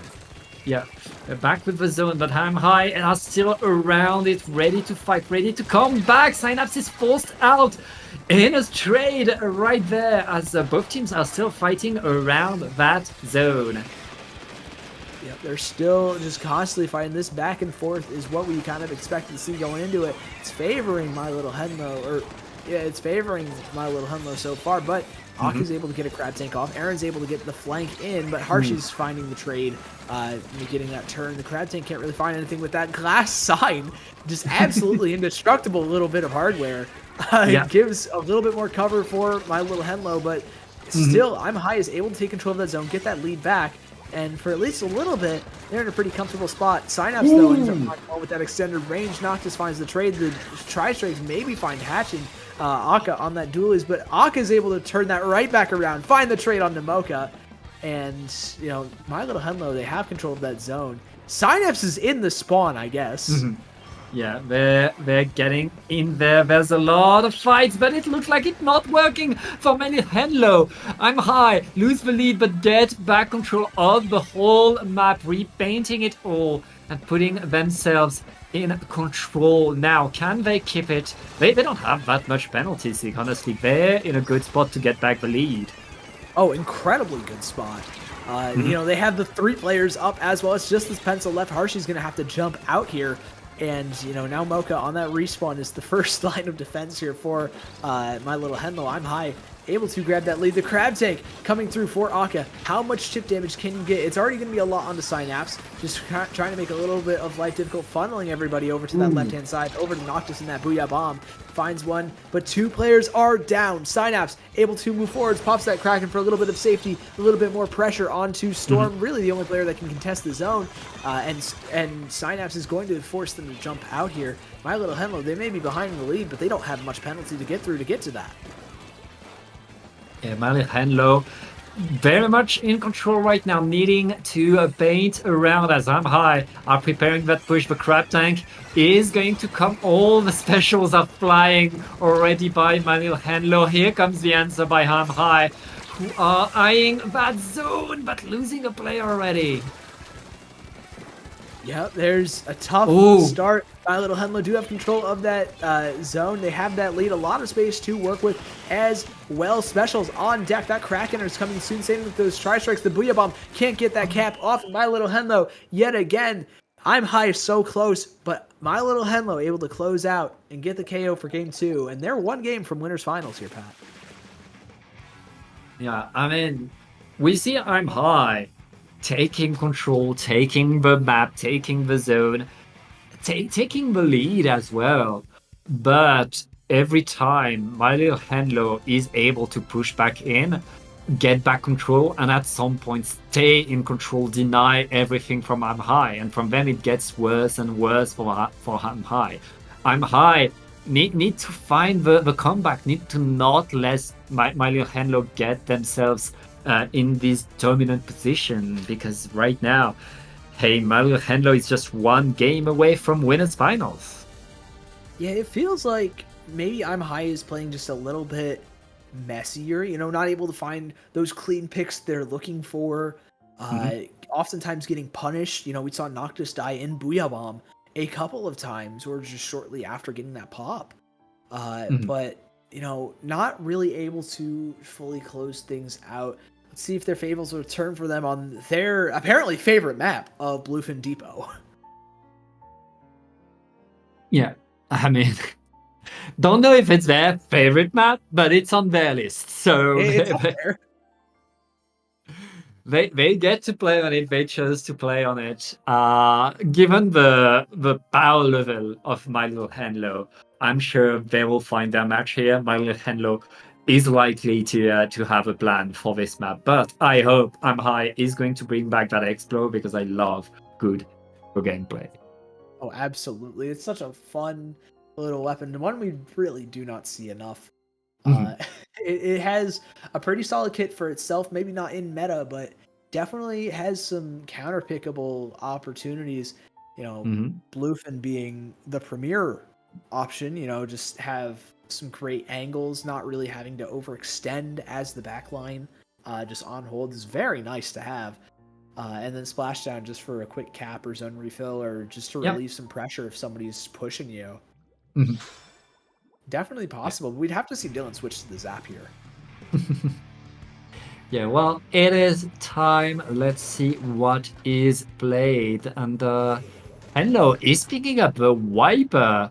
Meanwhile, we won't see an Explode. That's only going to be a heavy edit. Still, that has been working well for I'm High so far. Oh, yeah. Storm has been doing a great job on the heavy edit. Very strong weapon. And they're looking to hopefully find a map win. It hasn't really resulted in one of those just yet, but it's pretty solid. Henlo switching to that famed Wiper as well. That's a pretty big switch, as well as Mocha on the Stamper just trading in that blaster. Really solid, but not going to benefit my little Henlo, already going down players. But this is where we've seen I'm High before. Can they, clean up? Storm ends up going down here from the hammer toss, and Noctis has to jump off the map to avoid giving the, I guess the KP to the rest of the team. Yeah. And my little Henlo, they've taken that lead and they've taken back that zone. Yeah, the zone is now under the drop of I'm High, who are using their specials and all of their weapons to paint it, to deny control right there. We're still in that fight. The zone is going to move back into mid, but with 2 players down, I'm High are not able to really take the control they want. They jump a bit too early. And my little Henlo is going to take more control off of it, Sig. They still have a fantastic hold of the zone. I believe we just saw somebody trying to get pretty aggressive on that top right. However, the Killer Whale is going to come through from Aaron. That's one pick over to I'm High, but not much more after that. My little Henlo have 20 points separating them, and a 3-0 sweep. Mocha with that Zip Caster is going to put in a little bit of work to draw as many eyes as possible. Synapse with that Crab Tank going to hope to do the same, but not quite. Now Harshy is the last one kind of left able to contest that zone, but has to fend for himself for just a little bit longer. The Booyah Bomb from Noctis going to force them out, making things a little bit more difficult. Henlo, though, was given time to run onto the zone. The zone gets flipped for I'm High, and they are still in this game here, Pat. Yeah, I mean, we're very much in neutral right now. Both teams still fighting for that zone. The zone is moving left and right as both teams are still struggling to get control, but it's 2 down onto I'm High right now. And my little Henlo are getting more and more control. I'm High able to get back in there and deny the control over the zone. It's non-stop action. The hammer is punished, but it's still 2 down, and Mocha activates that Zipcast to get the splat. Really big zip for Mocha. Able to find one as well on that just before popping it.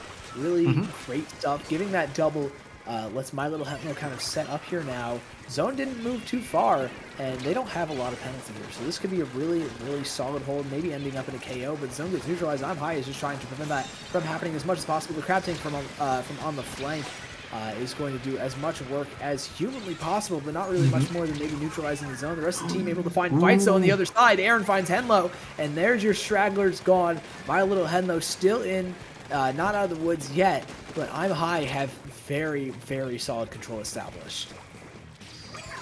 Yeah, I'm High right now in position. This is where I'm High is at its strongest. This is where they're able to make a lot of points. Synapse activating the Crab Tank though, able to punish Aaron before they can push in. That's going to be My Little Henlo taking full control over the zone and pushing it back to the side. The Julies are able to fight, but not for long. They're pushed back into spawn as My Little Henlo, with the lead, gets back control over the zone, Sig. Yeah, there we go. They're just not stopping. Every single retake has been working great for My Little Henlo. It's just a question of being able to hold. But now with two specials, the Zipcaster and the Ultra Stamp, it's just a question of what is going to find those picks. There's the hammer from Henlo. Mocha just trying to play this left-hand side a little bit. Goes down to the Killer Whale. Henlo in a bit of a rock, in between a rock and a hard place. Able to find that pick is Aaron. And as three players down on the side of My Little Henlo, I'm High are back yet again. This has just been back and forth and back and forth non-stop. Mocha finds a little spot in the armor to rush through, but shut down instantly by Storm. Yeah, shut down, and right now I'm High are about to be done with their penalty, are about to get a few more points. 30 seconds left in this game, Sig, and it's anybody's game. Aaron to the side, only able to get a trade. We are very close, and Henlo diving in, and now has the hammer. No, oh no, wait! I'm High holding! I'm getting the splats! They're gonna get lead! Wait! Oh, they have it! Oh, they needed three specials, but they have it! And they're so close to KO, it's just Synapse left, and Synapse can't move! The Crab Tank is holding, and I'm High! They have a map on the board! They're not getting swept today! They are still in this, Pat! It is not over. I'm High playing this map to the perfection, really knowing how to control the pace. Once they had put the zone to the side, once they had control of the whole map, they knew that they could punish Henlo's team whenever they would like to drop, and that's exactly what happened. Henlo had a few good fights, but they were not able to get past that elevator and back onto the zone. No, some great specials there from I'm High, really just forcing everybody back too. You know, not just on the Booyah Bomb.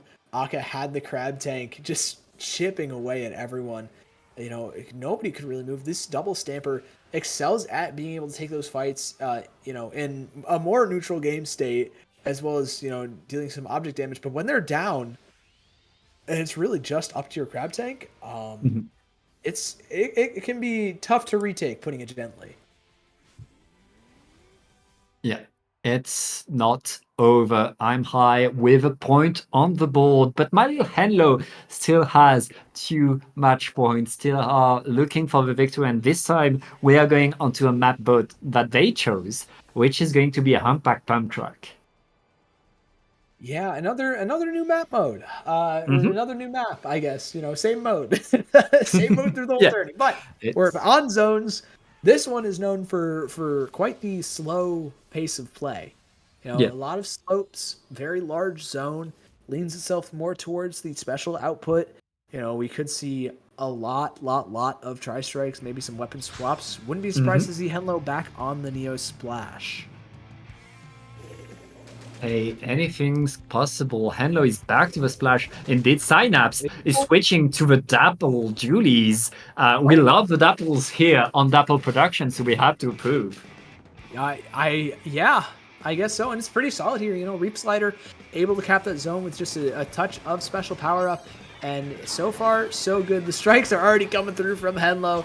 And they are now, My Little Henlo are able to kind of get going. They have that tactical ready. Synapse is dancing around this little bit of cover on the dualies. Able to find one, able to find that second one as well. I'm High is down 2 players. Mocha does end up dropping here, but the rest of the team is able to just turn things around.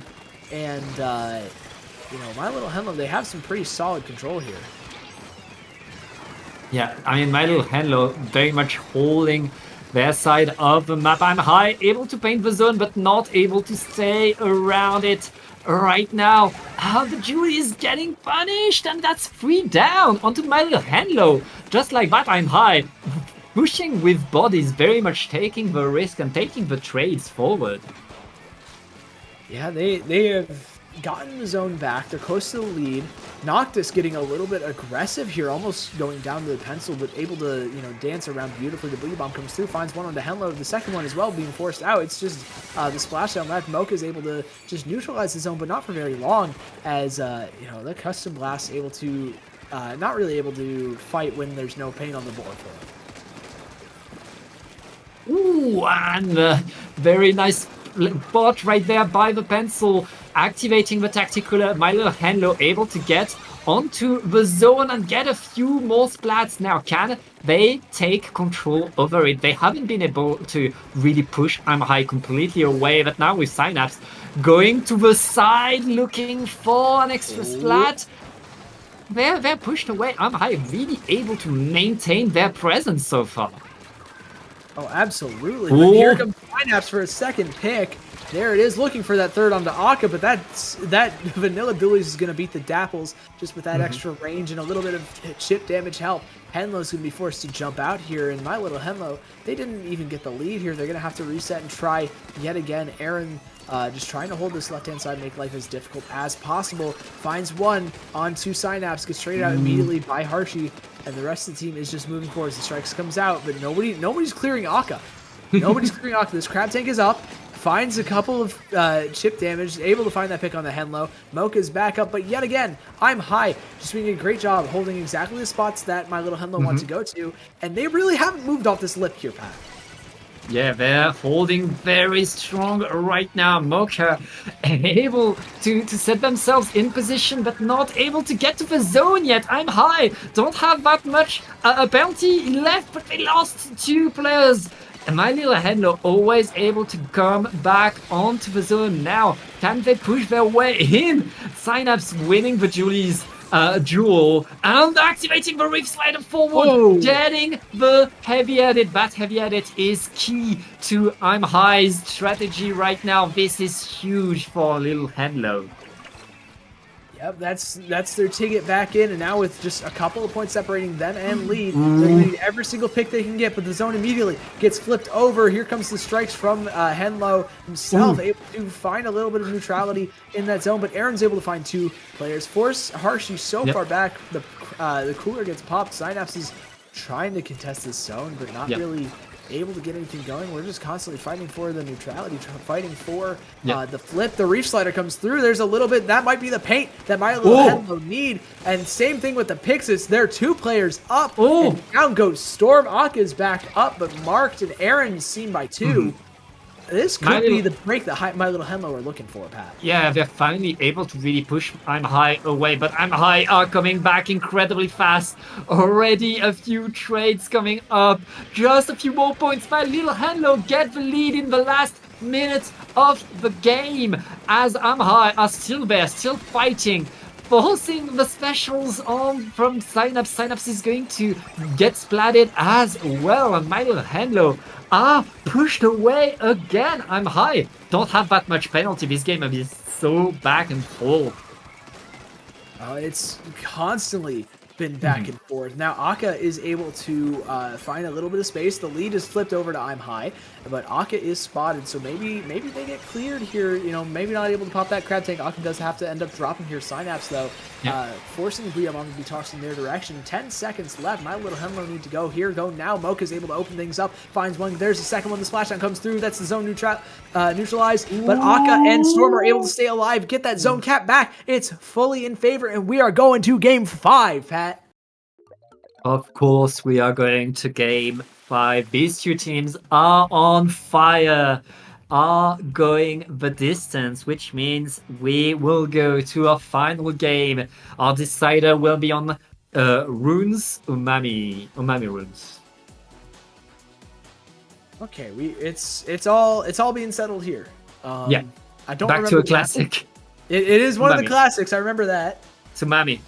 It's Umami? Oh, Yeah. we're getting Umami in every single set today, I guess. Yep. But we're running it back. We've got Umami Ruins. Okay. Let's see what these teams can do. We've talked, it feels like quite a little bit about Umami Ruins as a map. You know, double zones, pretty easy to neutralize, very solid spots to get aggressive. You can really overload a side of the map and kind of just rush, swing around, and really pressure a backline to rotate. But I honestly, I feel like it just comes down to the weapon picks. We've seen Synapse play like 3, maybe 4 different weapons here.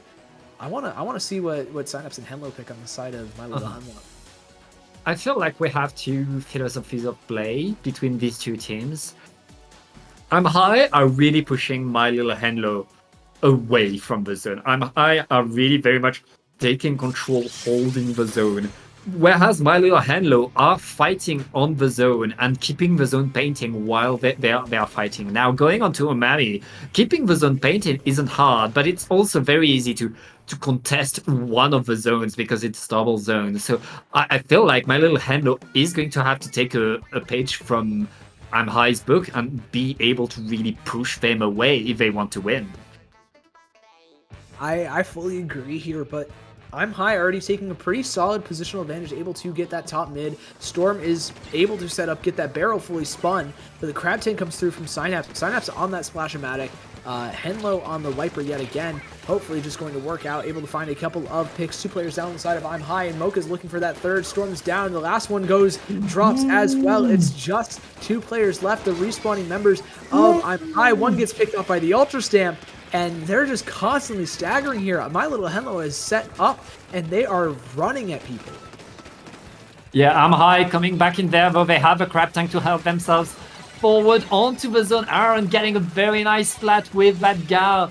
Can they apply penalty, though they lost an extra player and they're not able to take enough control yet, but Noctis with that Booyah Bomb will be able to push people away. We're still contesting the 2 zones and penalty hasn't been applied.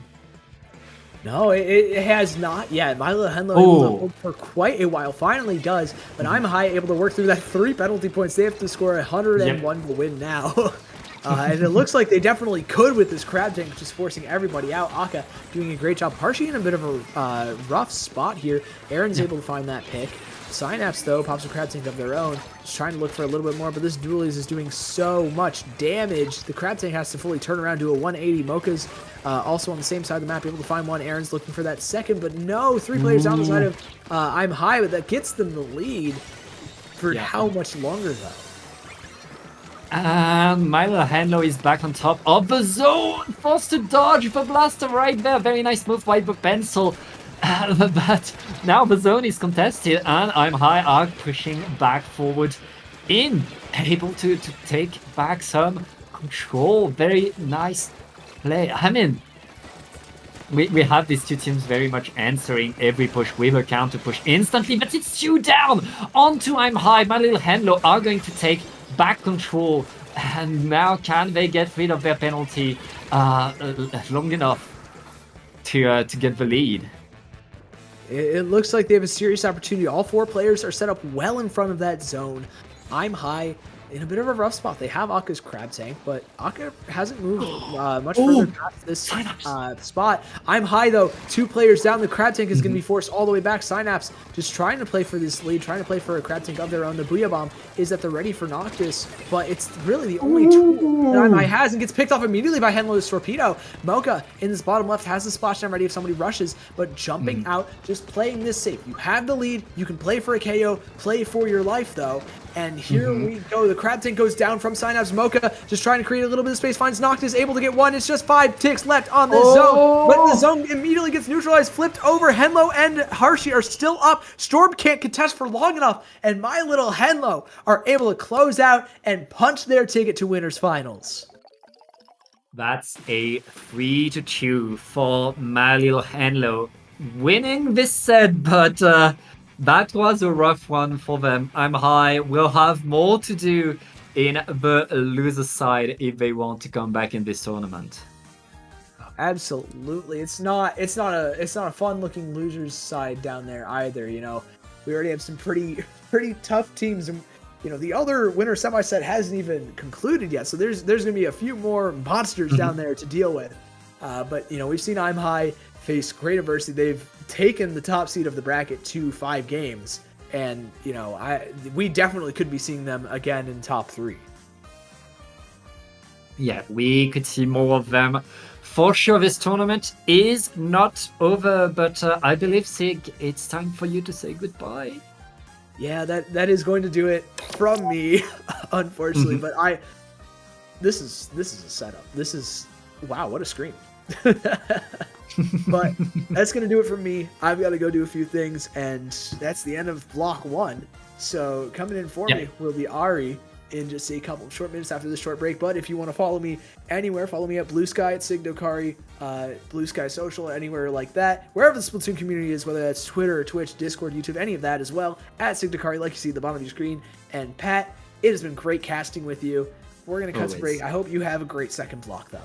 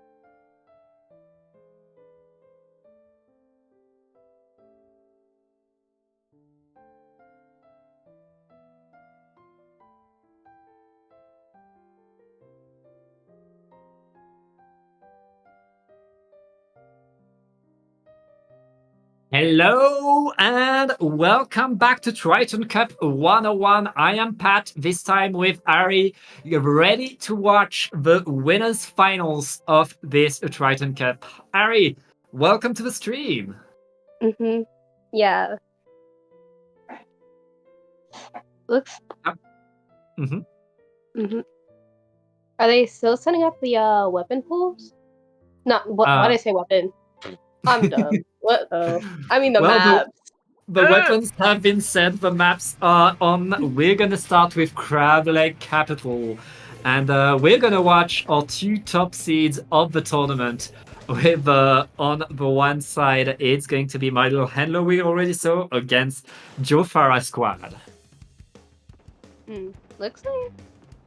Comps look pretty good. Mm-hmm. Both have coolers, so buffs are definitely an advantage here on both teams. Yeah, and right now, very nice opening by both the teams. Jofra's squad kind of forced away from the zone, but the Pencil are able to defend themselves. Very nice splat onto Henlo to deny the hammer, and that's Jofara taking control over the map, pushing forward, and with two players down onto Henlo, they're going to take control of the whole map, Ari. Yeah. Oh, that was a nice shoot from Shaw, whoever did that. Mm-hmm. They're pushing up pretty far on the other team. Mm-hmm. And they're staying in there, they're maintaining that fight. The Pencil up there to force maybe a handler to use all of their resources just to get near the zone. But right now, Mocha, gets splatted. Handler is on the zone, but Handler is kind of alone right now. They need to apply penalty after all the resources that they've used. They're not able to yet. The splashdown will neutralize only can Handler cap. Looks like they might actually push a penalty on them. Mm-hmm. Ooh, but no, they don't get the penalty. They were so far in Ari, and right now Jofra squad are on a victory lap. My Little Handler needs to run forward. I think they just got splatted, but they pushed a lot, and this is only the first match. Yeah. I mean, Jofra squad opening incredibly strong right there. I mean, they got a lot of splat. They won every fight, it felt, even when Henlo's My Little Henlo was able to get to the zone. They were so close to getting the paint, but Jofra squad kept attention onto the zone just enough to keep it their color, just enough so that penalty wasn't applied. All the while they were winning the fights and getting back that control. Also, like, they pushed up, there was like a lot of different fights going on, but trying to push back to get to the zone. They pushed like heavily. Yeah, they pushed very much heavily, but now we're going on to a completely different map. We had the very flat map where Pencil is absolute king. Now we are going on to the Flounder Heights, the opposite of a flat map, a map that is all verticality, where the slushers or the rollers want to play, want to fight. So we're likely to see a very different dynamic. It's also a map where one team can take a lot of control and make a lot of points once they are in control, right? Yeah, definitely. It is like a reign of terror for sloshers to like have a frenzy. I've seen it firsthand on this. Yeah, I mean, there's a lot of fight going, but what I love to see on this map in particular is that players that level, players that get to winners finals of Triton-Cup usually are able to get a push back onto Flounder Heights, which means we get back and forth games, and back and forth games on this map are a pleasure to watch. Now, I say that I might be cursing it given what the way Jofara squad was able to play earlier, but I believe in my little handler. I mean, they're incredible. They are seed number one. And right now, like they got outpaced in that first game. I'm sure they will adapt. They will learn how to fight this incredible Jofara squad. Mm-hmm. Right, Looks like Jofara. most of the comps have stayed the same. Mm-hmm. Yeah, we see kind of the same thing. My little handler bringing a T-Tech. I didn't think we had the T-Tech earlier from Synapse. These strikes are going to be so important into enabling a push. Jofar, they have really have between the splash and the pencil the tools to hold the zone once they are up there. So I really, you don't want to let them take control if you are my little handler. Looks like each team already has a zone, and it's just fight for who gets the other one. Yeah. Yeah, very much two teams that know the power you have if you're able to be the last squid standing on the top of that hill. And it looks like Henlo, with that Wiper, is able to maintain a lot of aggro. Jufara not finding what they want to get yet. They lost their S-Blast. And now my little Henlo with a Tacticular will be pushing in, trying to get more splats. Looks like they took the lead back. And now it's just a fight for control. The fight is still going, but my little Henlo have control over the two zones as the Jofara squad are stuck to the side, but able to get back onto the zone, making me lie, actually. Neither team is really able to push the other out. They retake the zone apply penalty again. We're still very much in neutral, Ari. Even this... Oh, they took back the lead. It's a really chaotic map playing on a splat zone. But it also like shows how like a lot of teams play on this map. Ooh, that's nice. That is a lot of splats followed by Jufara squad. Gray is shocking to the side with that blaster, waiting for a mistake. Meanwhile, the splash is putting themselves in position. That crab tank can punish anybody, and it is so rough for my little Henlo right now. Synapse is running away. They want to save these strikes for the push now. Looks like they might actually start their push. Seeing as strikes are now starting to go out. And that's two down onto my little Henlo who were not able to apply penalty. Jufara still in there. They lose a few players though. This is the time, the opportunity for Henlo to get in 3 down. Only the pencil there to defend. They're forced to jump out. My little Henlo still in this game, able to get on top. Now it's their turn to initiate the lock onto the zone. That was a really nice hammer throw. Oh yeah. Yeah, indeed. Their push is like... This push, like, they were waiting for it to happen. And it's gotten... They just, like, turned the table completely.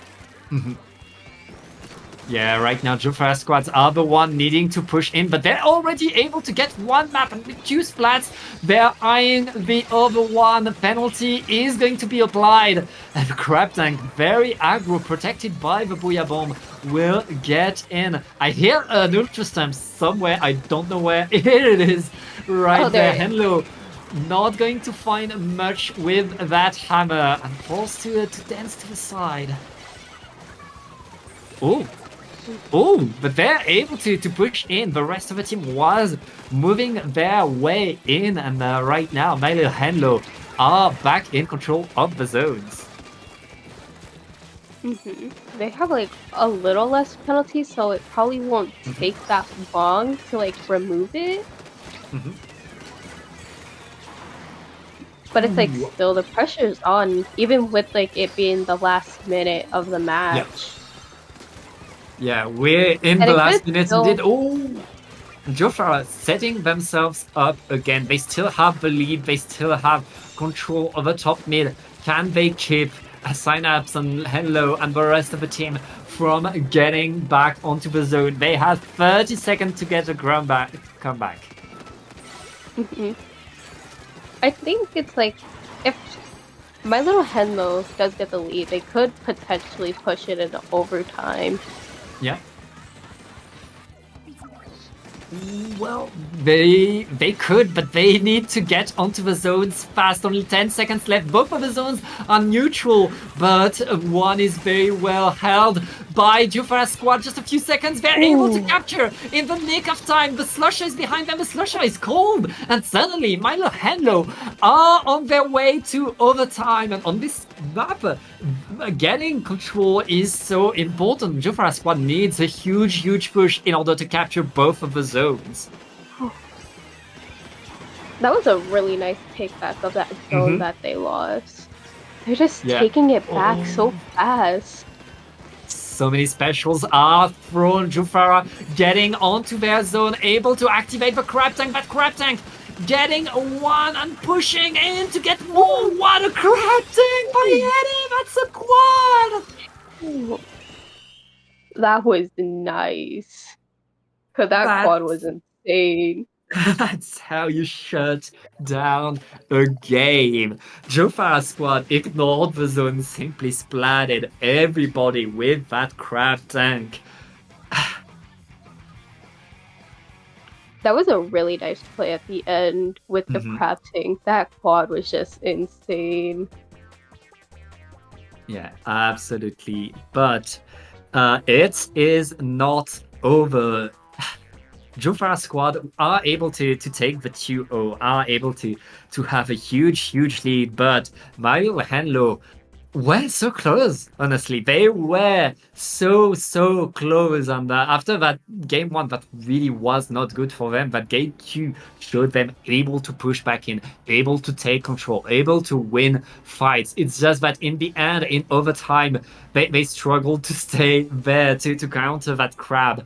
Now going on a flatter map, on a more classic map, they will have the opportunity to try again one last time against Jofara's squad. And I know like some teams, like either one might utilize the underpass in a Robo-Rumen. Yeah, and even if you don't use it, you have to pay attention to it, because the flank is going to happen from the other team if you're not paying attention. And this is that underpass allows teams to really create movements that you don't have on other maps, and rotations that allow team to either flank or regroup in a different way. So yeah, of course you have to pay attention to it, especially at this level. I mean, these two teams are so fast and using every nook and cranny of every map. Yep, looks like they've stayed relatively the same. Yep. The comps are not really changing. It's going to be decided by the players. And I mean, this is one of the greatest maps for crab tank, and we know who is very good with a crab tank right now. Jufra's squad is going to take early control over the zone with a splat on the Stamper. They're simply pushing in, and Grey going in with that S-Blast is getting a lot of fight going. This was like an already like insane push to start. I mean, that's what you should expect from Jufra's squad, getting 3 players down, the crab tank getting the control, and now they're pushing in. Now Jufra wants to get ahead of the zone to mark as many points as they can to delay the push by My Little Henlo. Regrouping, preparing. They already have the Zipcaster ready, and the Tacticular is deployed. Both teams are going to push now.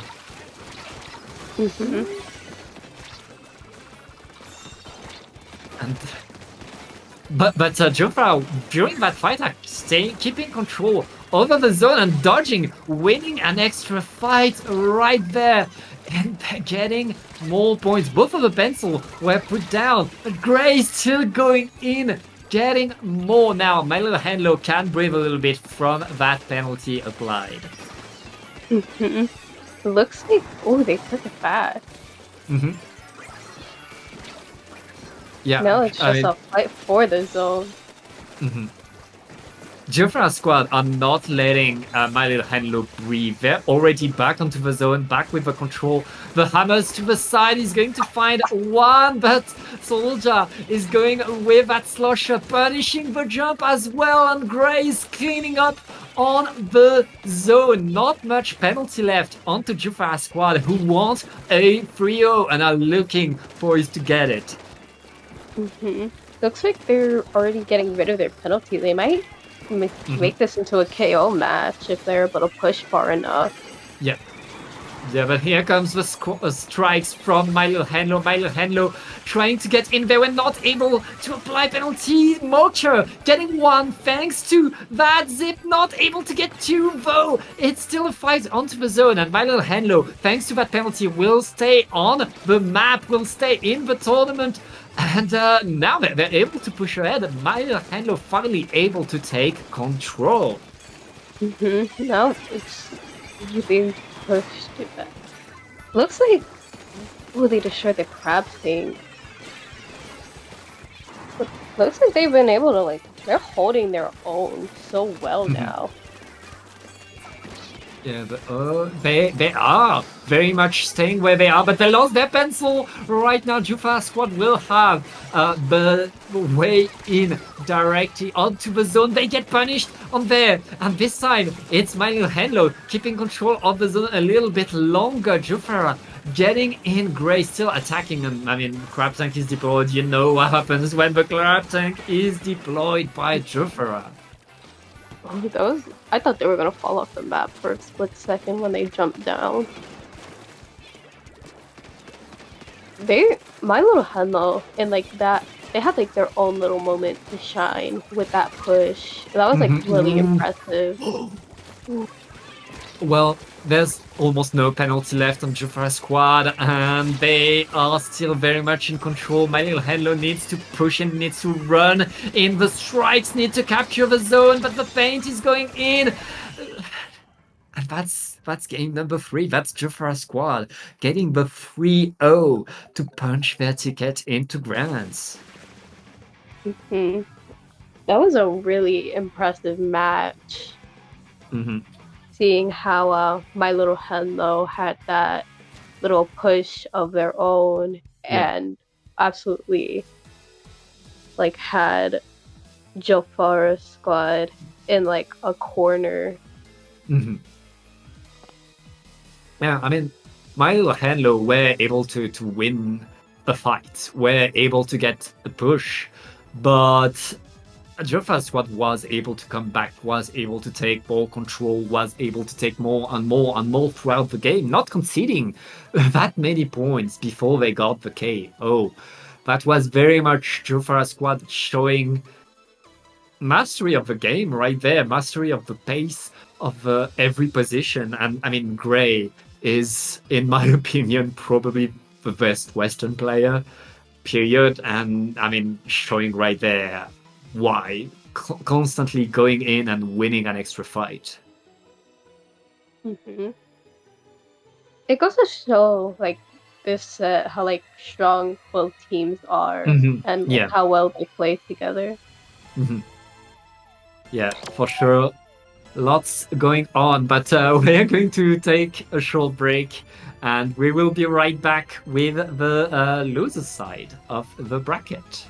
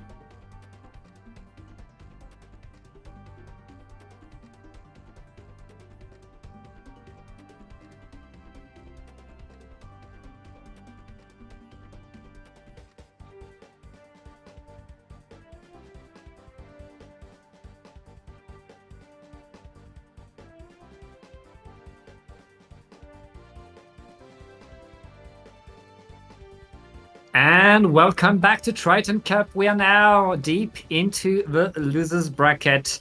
We're going to watch a match between No Idea Bro against Tickle Smells.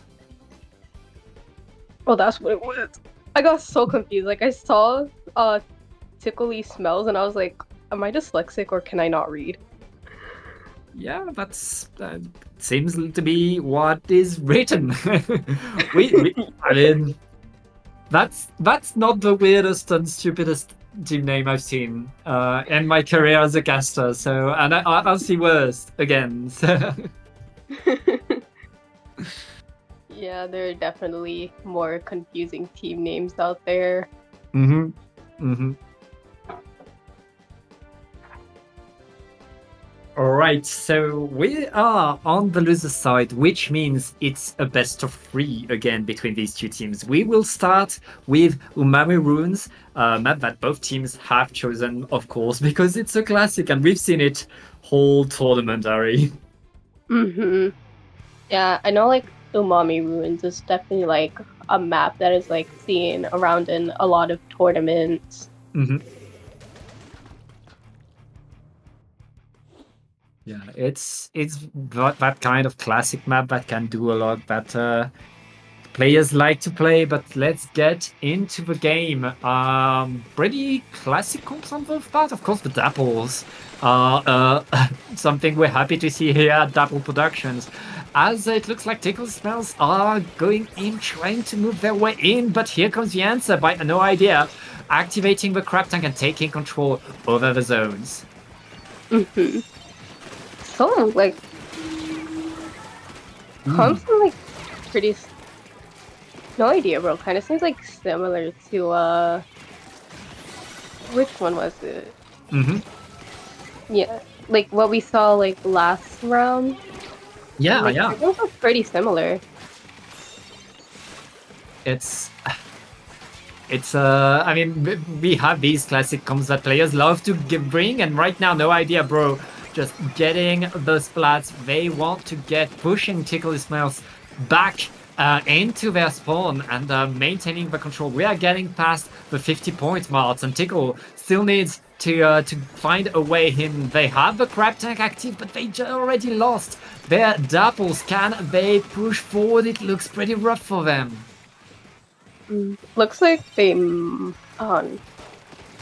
have one of the zones that they took control of. Now it's just a matter of can they take it, which they did. Ooh. And now, looks like they're starting their push now. Yep. Yeah, Captain Happy stuck in the spawn waiting for the rest of the team. Tickly are holding the zone right now, but they're not able to reef slide in. No Idea. We'll get back onto the zone, activate the crab tank. It's their turn to hold. Very nice pushback, very much able to punish Tickly before they could really deny the push. And right now, penalty is applied, and No Idea is back in control. That was a really impressive push by Tickly Smells. Yeah, but No Idea. No Idea are getting more and more chewed down onto Tickly, who are pushed back again, and the crab tank is going to be deactivated with a tactical. It looks like No Idea are getting rid of their penalty and trying to get more points, but the reef slider this time will be able to get in. Tickle are still in this game, Ari. It's like a lot of it goes on like pushes left to right on both teams, and it's like really impressive. Yeah, and right now, No Idea are just 10 ticks away from the victory. Tickle Smells are activating the crab, but can they paint in time? They're taking one zone, but one zone is not enough on a double zone map. Can they cap? No! And that's going to be game 1 for No Idea, bro. That was a really impressive like end game finish. Like they lost it and then immediately took it back. Yeah, very nice first game by No Idea Bro. Tickle Smells able to push, able to get in, but not able to really maintain themselves enough to get control right there. And Tickle Smells right now are back to the wall because this is best of 3. This is losers bracket. One more loss and they are out of this tournament, Ari. If they do win the next one, then third and they push it into the third game, it's like all or nothing. Yeah. Very much. Like you need to do everything you can to win the next game. You're back to the wall now. No idea, bro. Have shown great control and great dominance. And now going on to Hagglefish Market, a map that is very much a classic. We have 3 maps right there in front of us that are quite flat, that are quite good for crab tanks and backliners. So we have the same philosophy of play, which has benefited No Idea, bro, in the first game. Now Tickle Smells needs to come back to find a way to adapt to what No Idea, bro, is doing and get back in the game. I know, like, also with Hagglefish, since like they have like the top point, like a backliner can rest. They have like a lot of range. Yep, and let's get back into the game as right there, same comp is brought on the side of No Idea, bro, but is as well for Tickle Smells. It's all going to be decided by what they can do, and yeah, pay attention to these crab tanks because crab tanks deployed on this map really change the course of the game. Looks like Tickly Smells might take the zone first, or maybe it might be. Well, it looks like No Idea, bro, are getting a few more splats going in control over the zone and pushing ahead already. Now the Air Blast going in, getting the extra splat. That is control for No Idea. And now Jimmy needs to find the splat. Very nice moves by the Dapples, but oh wait, that's a double. It's almost a triple, but No Idea still in control of these zones and waiting for the rest of the team to make a mistake now. That was a really nice sneak attack by the Dapples. Yeah. But it didn't work now. The Reef Slider is going onto the zone, and Tickle Smells are able to capture the zone, stay into this game, and push No Idea, bro, away. But Booyah Bomb for survival is not enough. It's only going to get a trade as 3 players are down on the side of Tickle. No Idea are back in control of the zone, Ari. That was like... This match is like going by fast with like each team taking each other down so fast. Yeah, I mean, these top players are never stopping. The fight are still going in right now. No Idea is going back onto the zone, activating a crab tank for more control. Everybody from Tickle are right under the side of that crab tank, but able to get away. Only one is going to be splatted. And right now, No Idea taking back the control, but everybody from Tickle is in position to regroup to prepare the next push. Crab nearly got them.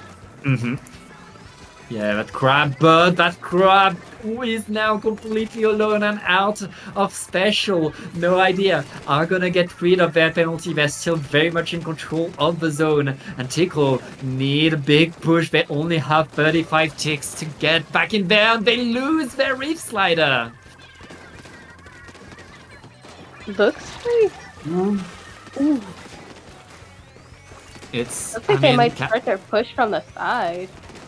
They're trying, but they lost 2 players, Ari. They need to cap that zone. Gimme going in with the Dapples, only able to capture, to get the splat, but not able to capture. The zone stays green. No Idea controls this whole set and wins 2-0. That was a really intense match, going from both sides. Yeah.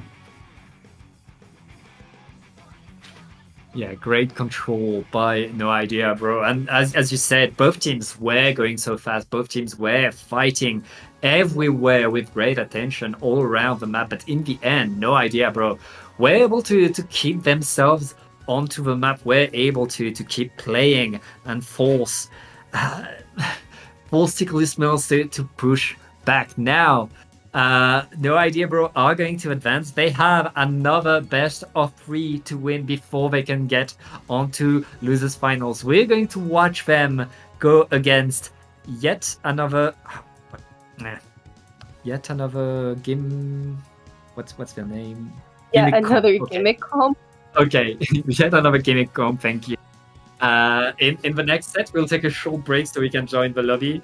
Don't go anywhere.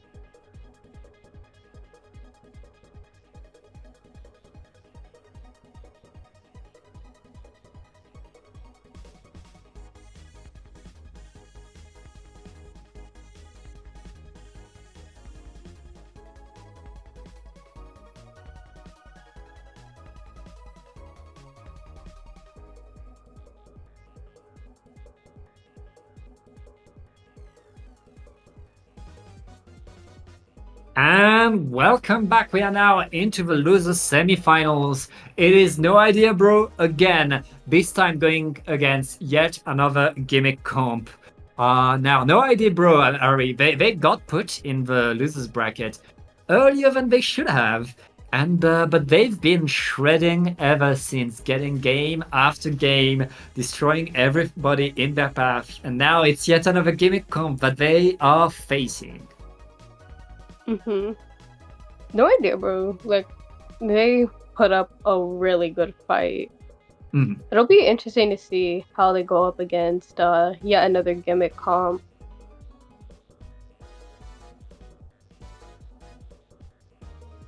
Yeah, and I guess we are going right into. Oh no, we're not going into the game. We have a bit of a lobby trouble between all these players. But yeah, we're going to start with Wahoo World. Wahoo World is a unique map that we haven't seen yet today.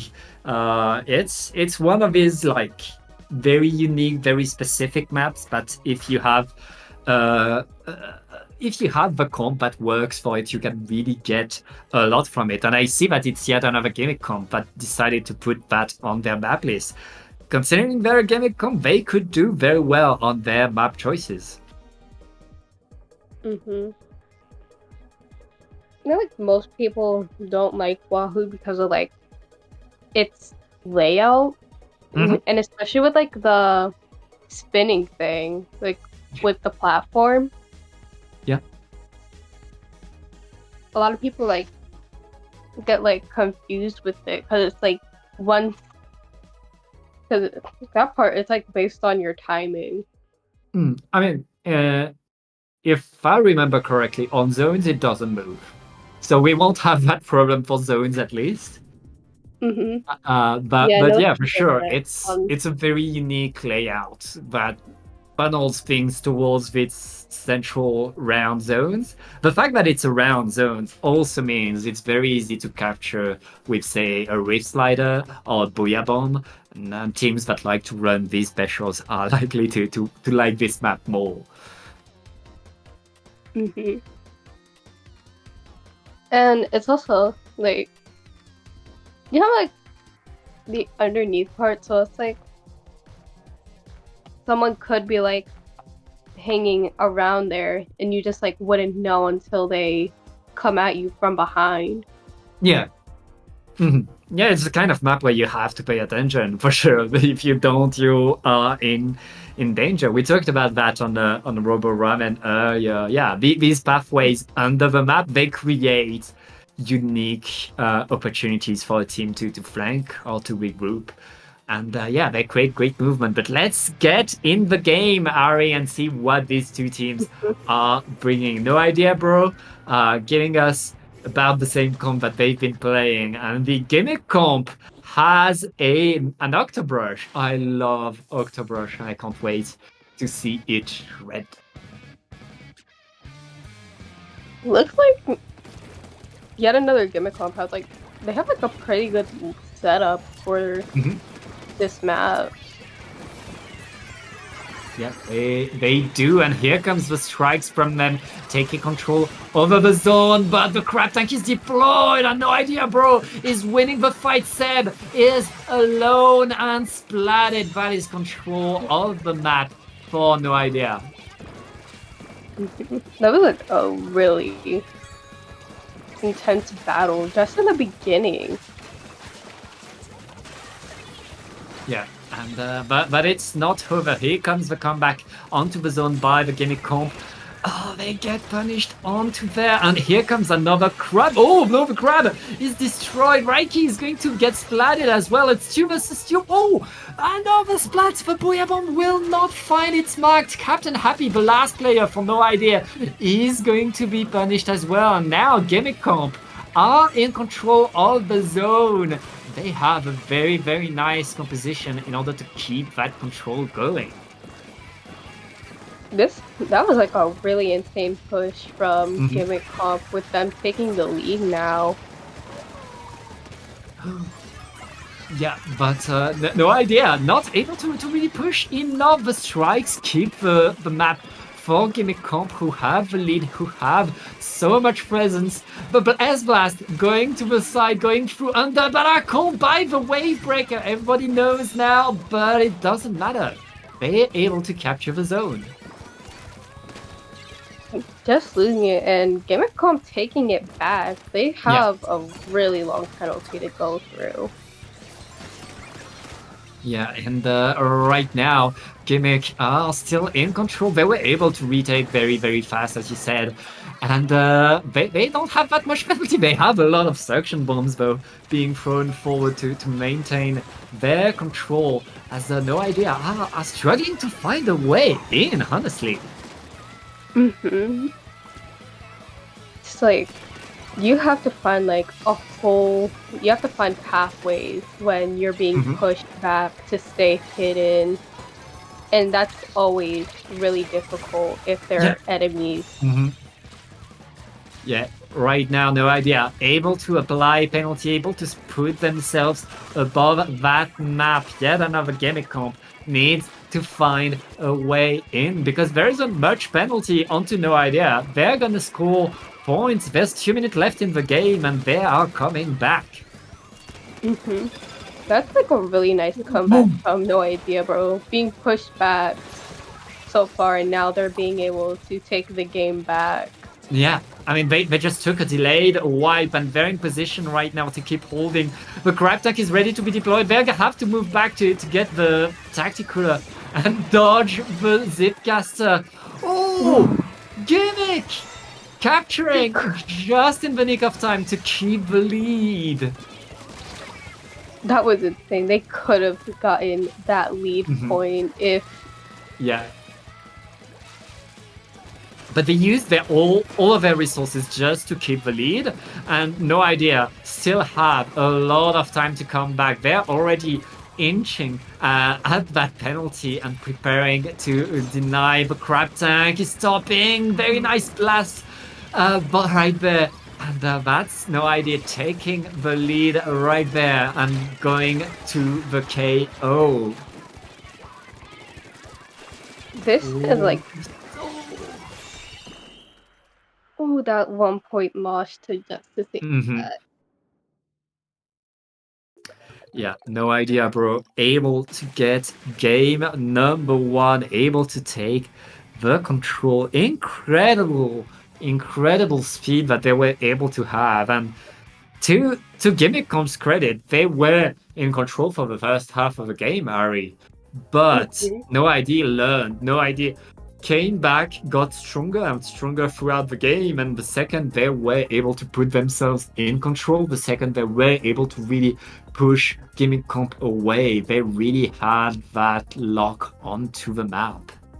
Gimmick Comp had them push into like a really big wall, and no idea, just pushing back and putting them into that wall instead was really cool to see. Because they had no idea what they were going against at first, and they learned to adapt in just a few minutes. Yeah, you said adapt, and that's the name of the game. That's what you need to do. That's what the Gimmick Comp needs to do right now. Going on to No Idea Bros map pick. This time it's going to be Museum d'Alfonsino. A wide map, an open map. I guess Captain Happy with a pencil loves to have to play on this map, and because I mean they've been having these snipes now. Gimmick Comp, they have the tools to push on there, and I hope they bring back the Octobrush with the Zipcaster, because the Zipcaster on here can get to these spinners, can take a lot of space very fast. And like you said, pencils do have like a lot of free reign here with the amount of high points on this map. Yeah, I mean, the range on here is huge. There's that wide open space. The spinner into mid gives you a bit of cover, but still you can very much you have to hide whenever you can. But it's also a map that allows a lot of different alleyways onto the map, especially that drop to the side that allows the team always to come back if the other team doesn't pay attention. What is that? No idea, bro. Are answering the Octobrush call. They have a double Zipcaster comp right there. Who is the Gimmick Comp? That's gonna be chaos. That's like 3 Zipcasters on this map, right? Yeah. Oh, that's gonna be chaos. We're going to have Spider-Man everywhere, but it looks like Gimmick Comp are taking first control over the map, not able to get more than that though. No idea. Are answering the call, activating the crab tank on there, and I mean the fights are going Reiki going in with that Stamper, getting an excellent splat. That's going to be lead for No Idea, who have numbers advantage as well. Now can they set themselves to really control that map? Captain Happy is still back onto the platform, not yet going onto the spinner. They're not that confident yet. It takes time to like be able to get onto the spinning, especially when there's like a lot of fights going on. It'd be like really difficult to get on it. Yeah, and that was a delayed wipe by No Idea Bro, who are now with a crab tank on top mid, and their Octobrush going in with the zip cast, getting punished for it, but it's 2v2 right now. Gimmick needs to paint the zone. They don't have much time. Saku able to get on there, is so close to capturing and is painting that zone as much as they can.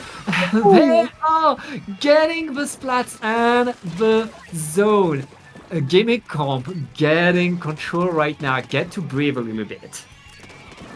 That triple was insane with getting that zone.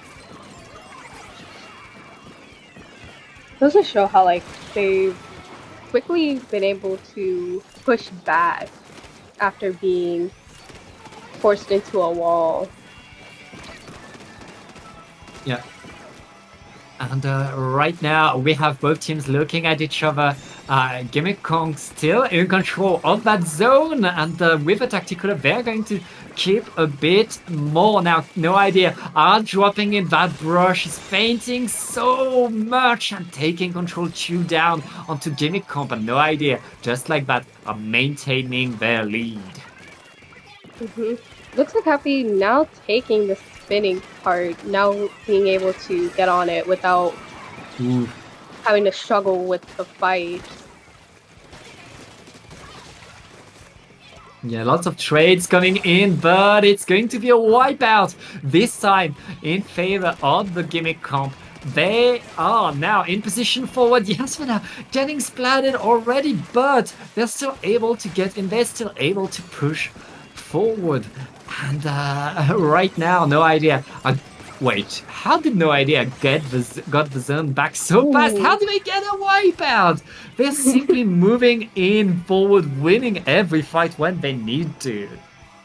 That went by so fast. I didn't even realize they like took the zone back that instantly. Yeah. But here comes the answer by Gimmick Kong. They're still here to contest the zone, to get a few splats, and with 2 down onto No Idea. Gimmick Comp are going in, getting the extra splat, getting the zone. Minute and a half, they have the time to get the comeback. All they need is to establish themselves. No Idea are still around there, ready to push back, and they have the Tactical activated.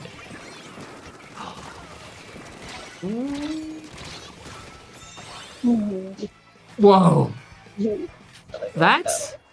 That ability that No Idea has to simply run forward and get away with it is incredible to me. Now, going into the last minute, Ari, Gimmick Comp, they need to push back onto the zone, but they need to do more than that. They need to really push No Idea away to take control. Now, here comes the strikes.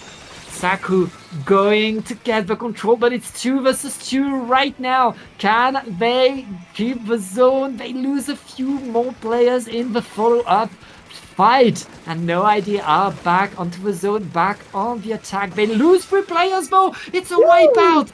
And Gimmick Comp, in the last 30 seconds of this game, don't have much penalty. It's looking like they're getting a comeback. This has been like a really intense match with all the wipeouts, and looks like yet another Gimmick Comp is taking back the lead and might potentially get a wipeout. Not a wipeout, a knockout if they get the zone back in time. Well, they managed to deny the zone cap from No Idea Bro and get to a game number 3 because it's 1-1 between these 2 teams, Ari. This third game is going to be really intense since everything's on the line. Yeah, I mean, having your tournament life decided by a single game is always rough, but that's how it goes. There's always a point in the tournament where a game is going to decide it all. For one of these teams, this is the final game of the tournament. And that final game will be on Barnacle and Dime. Very much another classic of splat zones. And I mean, we were talking about it during the game, Ari, that these 2 teams are coming back in always so fast. Every single time they're going in again and again and again for more fights. On Barnacle, you kind of have to respect your opponent when they have the control. You have to wait a little bit before you get a push. So we might see a very, very different game than what we just saw. And especially with Barnacle and Dime, since there's like that one hideaway point, Yeah. a team could like take that like really fast from take that away from you really fast if they find out you're there. Hmm. Yeah, I mean, there's very much not that many options to push, and you need specials. You need the specials that allow you to really push the other team away if you want to get back onto the map, back onto the zone. And we'll see which between the gimmick comp and the lack of idea will win this next game, will win this tie breaker going into there. And I mean, no idea are done with kidding. They're no longer with the doubles at so they go back to their original comp. Mm-hmm. With this, a lot is on the line for both teams because they both do really want to move on. And looks like No Idea is starting to have their push. And Yeah. they're taking it really serious. Mhm. Yeah, and right now, though, Gimmick Comp answers with a lot of specials. Everybody's falling down. Ooh. He's activating that crab tank to stay alive, but they're completely surrounded, forced into a ball, and splatted. Gimmick Comp are able to take control as No ID Bro are forced away. But Booyah Bomb will allow them to threaten a little bit and get their way back near the zone for another fight, but Gimmick Comp already got a lot of points, Harry. That was a really insane push from Gimmick Comp. Yeah. Forcing the crab into a tight situation. Yeah. Yeah, for sure. And here comes another crab. This one is in a much safer spot for No Idea Bro, who have the control over the map. And Gimmick Comp are forced to wait a little bit. They have two specials ready, but they lost their blaster from, I think, the crab tank. As No Idea Bro are still holding it and looking to get the lead now. Looks like both coolers have been deployed and... Yeah, and right now, Gimmick Comp are able to get back onto the zone, get back their control. No Idea Bro are kind of forced away, but they have a Booyah and a Crab Tank to paint that zone. Already coming back in there. That's very much No Idea's game plan, to always be near the zone, to always be ready to come back. And Gimmick Comp really needs to push them away with all of his bombs. This match has been really intense, and this is a tiebreaker. Yeah. And you see it from both teams pushing each other back so fast.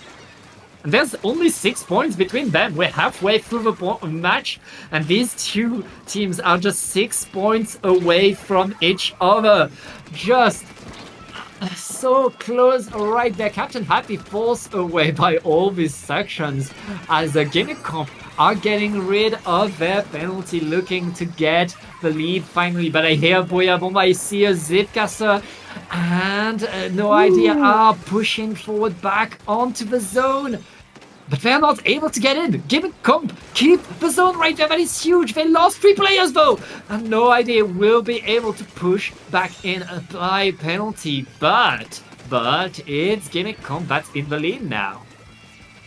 That was a really insane push from Gimmick Comp. Just taking it so fast and getting the lead by so many points.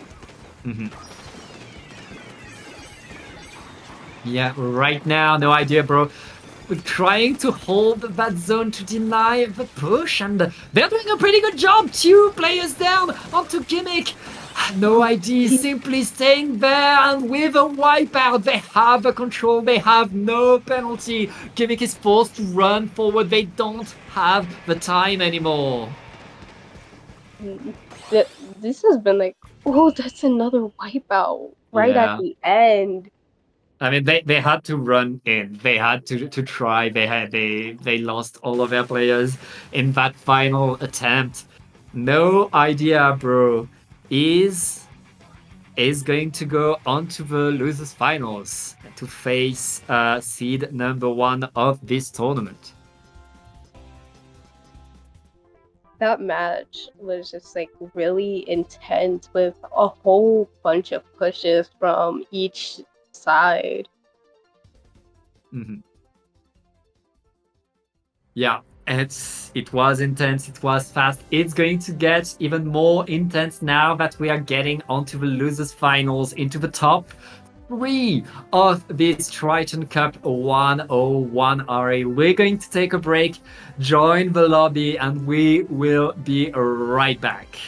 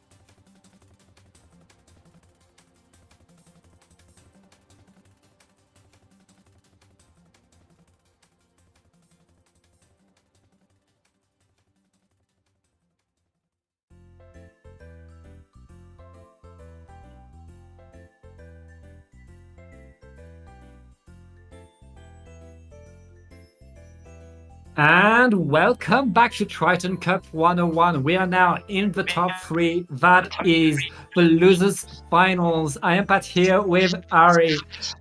Ari, I can hear myself in your microphone, I think.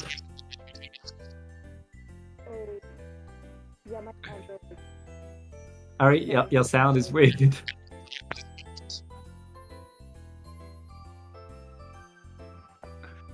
Ari?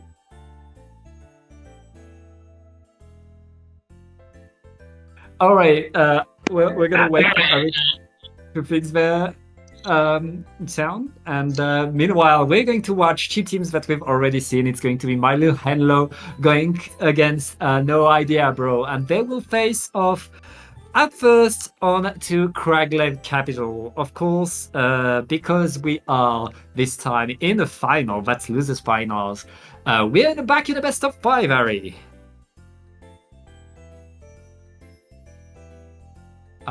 Ari, if you're trying to speak, I'm sorry, but I can't hear you. Okay, well, I guess we're going to get in the game soon. Let me try to ping there. All right, so yeah, Crablet Capital, very wide map, very kind of map where having a good backliner, a good pencil player can really make the difference. And this is a map where that My Little Henlo really chose this map, but they got beaten in winners finals. So we'll see how they're able to do, if they're able to fight very well. Let's get right into the game. Ari, I still can't hear you. I'm sorry. And yeah, My Little Henlo bring back. This time they're bringing an Elite to have that extra range to punish the pencil on the other side, and that's a pretty good opening by Henlo, who are taking 2 splats already. They will be able to take control over the zone. They'll be able to push forward and get in. Right now, No Idea Bro are forced to activate their crab tank a bit too far away, and Mocha just shutting things down. My Little Henlo taking full control over this game and absolutely stopping everything. I mean, it's full control by My Little Henlo. No Idea Bro are still onto this map, but they have the Zipcast already. They're able to get onto the zone and they get 2 splats. This is their turn to be onto the zone now. They still need to paint, but yep, they're gonna get the zone. And now they are in control. Whew, that's pretty nice for them. Now they need to do the same that Henlo just did to them. They really need to take that control. Right now, My Little Henlo are going to the side. Very nice hammer pick right there. Henlo getting a second one thanks to a hammer throw. That is a very, very nice comeback. That push was insane. Also, my audio was back.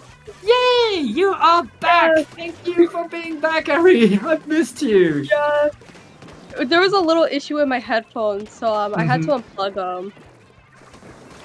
It's fine. Well, we're glad to have you back. My Little Henlo are back in control of the zone. They had a huge first push, and it looks like they're following through on it, getting more and more off of it, dodging, but Booyah Henlo is still under the ledge to maintain the control. No Idea Bro are still out of idea in terms of how to push forward. Yeah, that push, like when I saw it trying to fix my audio, it was insane. Both teams actually went against each other, or no? Yep. And wow. I mean, just like that, My Little Henlo really took control over that game and got a pretty fast KO. That match was like really fast taken over by My Little Henlo. Like they took it so fast and kept their control. Yeah, I mean, it's always nice to see a team really taking control over the game. My Little Henlo right there really were able to get these two huge pushes, and no idea, bro, had good control over the zone themselves, but they were not really able to stop Hendo from coming in with this Ultra Stamp, getting two splats and allowing the rest of the team to simply go onto the zone, take back that control, which means it's 1-0 for My Little Henlo. But again, it's the best of 5, and no idea, bro, has lots of opportunities to come back. Mm-hmm. Having a first match out in the bag, they do have the 4 other games to see if they can take it back. Mm-hmm. Yeah, they have more games now. They're going onto their map pick. It's their turn to have the map. This is Museum d'Alfonsino. Different way to play. I don't think My Little Henlo are going to stick to the Elite right here, though they could, honestly. This is a decent Elite map, to be honest. Mm-hmm. But I mean, it depends on what they want to do. If like E-Liter wants to change weapons to a different sniper. Yeah. I mean, anything is on the table. We know that players of that level have a lot of range in what weapon they can pick and what they can do with this game. Going on to Museum, everything is possible, but let's get in the game and see what these players have decided to do. Remember, we are 1-0 in favor of My Little Henlo, who are bringing back the Elite, making me lie, and keeping it on. Honestly, it worked for them incredibly well in game number 1, so if it ain't broken, don't fix it. And starting, it looks like they're gonna start fighting, which honestly isn't really bad, because pushing them back isn't that bad of an option while trying to get a zone. Yeah, fights are going on. It looks like No Idea, bro, are able to set themselves up in a much better position than they were in the previous game. And they get full control over the platform. No Idea, bro, very much answering the call, getting the points, and keeping the push on. My Little Henlo, it's their turn to be in a rough spot. Putting them in a rough spot this early can like be good, and also if My Little Henlo is able to push back, then it can just like turn over the game completely. The control is taken. My Little Henlo are applying penalty, but they haven't completely pushed No Idea away. No Idea are still around that zone, ready to fight with Tacticola to keep going, but they're all on the same side. That's going to allow Henlo to really take more and more control. Now, with 2 players down, there's still more fight to come, and it's 3 down. No Idea, bro. Very much taking control over this whole game, pushing Henlo away again. They have like a lot more willpower after what we saw in the first match, and pushing My Little Henlo back so far. Yeah, and right now there isn't that much penalty left on No Idea. They are throwing that boy bomb. They want to keep the points going. Mocha activating the splashdown, not able to capture the zone. No more penalty. No Idea still in control, still with numbers advantage, getting the backline. It's only Synapse with a zap. Synapse dancing around trying to paint, but it's too late. Can they get it? Can they get the zone? They're on the zone and they stay alive. 1 point by Henlo's team, who are able to capture the zone, but they're not able to really get full control yet. That was really intense after they got the zone, and there goes that Booyah Bomb, taking the zone completely for No Idea. Yeah, No Idea playing much better than they were in the previous match. You understand why they picked this map to play on. They're very much dancing around, and right now activating the cooler, going in for more splats. But here comes the E-liter. The E-liter being on top mid is so dangerous. And Henlo coming in with the Wiper, creating so much opportunities for Henlo, for their team. Mocha going in with the blaster. It is so rough on No Idea as My Little Henlo are coming back into this game point after point. My Little Hello taking the match back for them so fast is really impressive with that push they hold, despite it being difficult after all the fights they had to go through. Woo. And No Idea, bro. Able to get the wipeout, able to get full control, Larry, which means now they are. Well, all they need to do is hold the zone a little bit longer, win the last minute of the game, and they have a very, very good lead.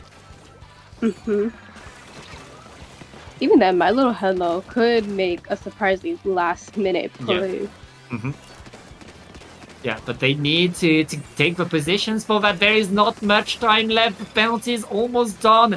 And My Little Henlo lost 2 players. That's going to be the game for No Idea, bro. We are now 1-1 between these 2 teams. With the 3 games left, it's still really up to either team of which game they're gonna take. Yeah, well, one thing to note, Ari, is that each team won on their own mapping. And that's really each team knowing their strength, knowing how to play to their strength, and doing that very, very well. The next game, Ari, is on Umami Runes, a map that both teams have put on their list. So this is a map that should benefit both teams, so it's not going to be decided by some comp advantage. It's very much both of these teams have a good plan on here, and we'll see who has the better one. And it's also especially with like both teams picking a map they'll agree on is depending if they want to change their comps for this or not. Yeah, I mean, it's where you recognize, like, both teams know what the other team is very likely to do, what the other team wants to do. So when we're that deep in the tournament, it's going to be decided by who is able to recognize the dynamic that's about to happen and to adapt to it, to switch things up a little bit in order to really switch up the game and counter. But teams not wasting a second, already going back into the game. Game number 3, it's going to be very important, and the Synapse is switching to the 96 deco as their backline is now a pencil.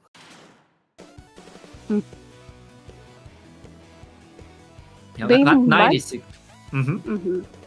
Yeah. With this being a double zone, it really depends on who's on what side with each comp.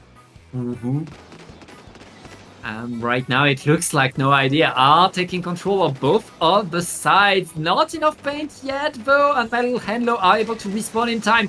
The hammer activated! Chasing for a few splats, able to help with one, not able. Oh, very nice bro as well. But that's not enough. No Idea are still around the zone. Both teams trying to take better control, trying to push the other one away, and as My Little Henlo are putting themselves in position. Ooh! What a dodge! I didn't even notice that Kraken passed by. I didn't even know the Kraken was active until I saw it pass by. Yeah, surprise Kraken to the side. No Idea, bro, will be able to take control over the zone to push My Little Henlo away. Now it's on My Little Henlo to really organize the push. They have everybody marked, but they lost their Wiper. That Wiper is so key into pushing forward for the team, but they are going in. They have the splashdown ready. They want to activate it on top mid, I guess, but they get splatted as they try to go in. And the Kraken helps save the pencil, and My Little Henlo will take control over the zone. This is a really intense match, and My Little Henlo being able to take the push and score points as much as they can before they're eventually pushed back. And looks like they might be able to take the lead, which they have gotten. Yeah. Oh, and right now a few more splats are happening, but Melil Henlo are staying in control of the zone, staying in control of top mid as well. No push for no idea, bro. There is no penalty on Henlo, which means right now they're making very good points. Harry, and they're going forward. My Little Henlo's push is insane right now. Yeah. I mean, they're simply staying there. They're not letting no idea push them out. They're only 20 points away from victory. Mocher dancing around, not able to find much, but the Kraken is going to completely disrupt the push from no idea, which means Milo Henlo takes game number 3. That was a really insane end push by My Little Henlo, being pushed back into that wall and bouncing back. Yeah. Yeah, and I mean, there was really the fight on the side of no idea. They were really able to take control. They were really able to contest what My Little Henlo was doing. But once My Little Henlo were ahead of the zone, once they had pushed there, once they had that pencil right here, the fight was still near the zone, but My Little Henlo were able to simply win these fights better and stay there. And in the end, no idea, bro. Struggling to come back, struggling to get the paint, which means My Little Henlo is 1 game away from having to fight Jufar's squad again.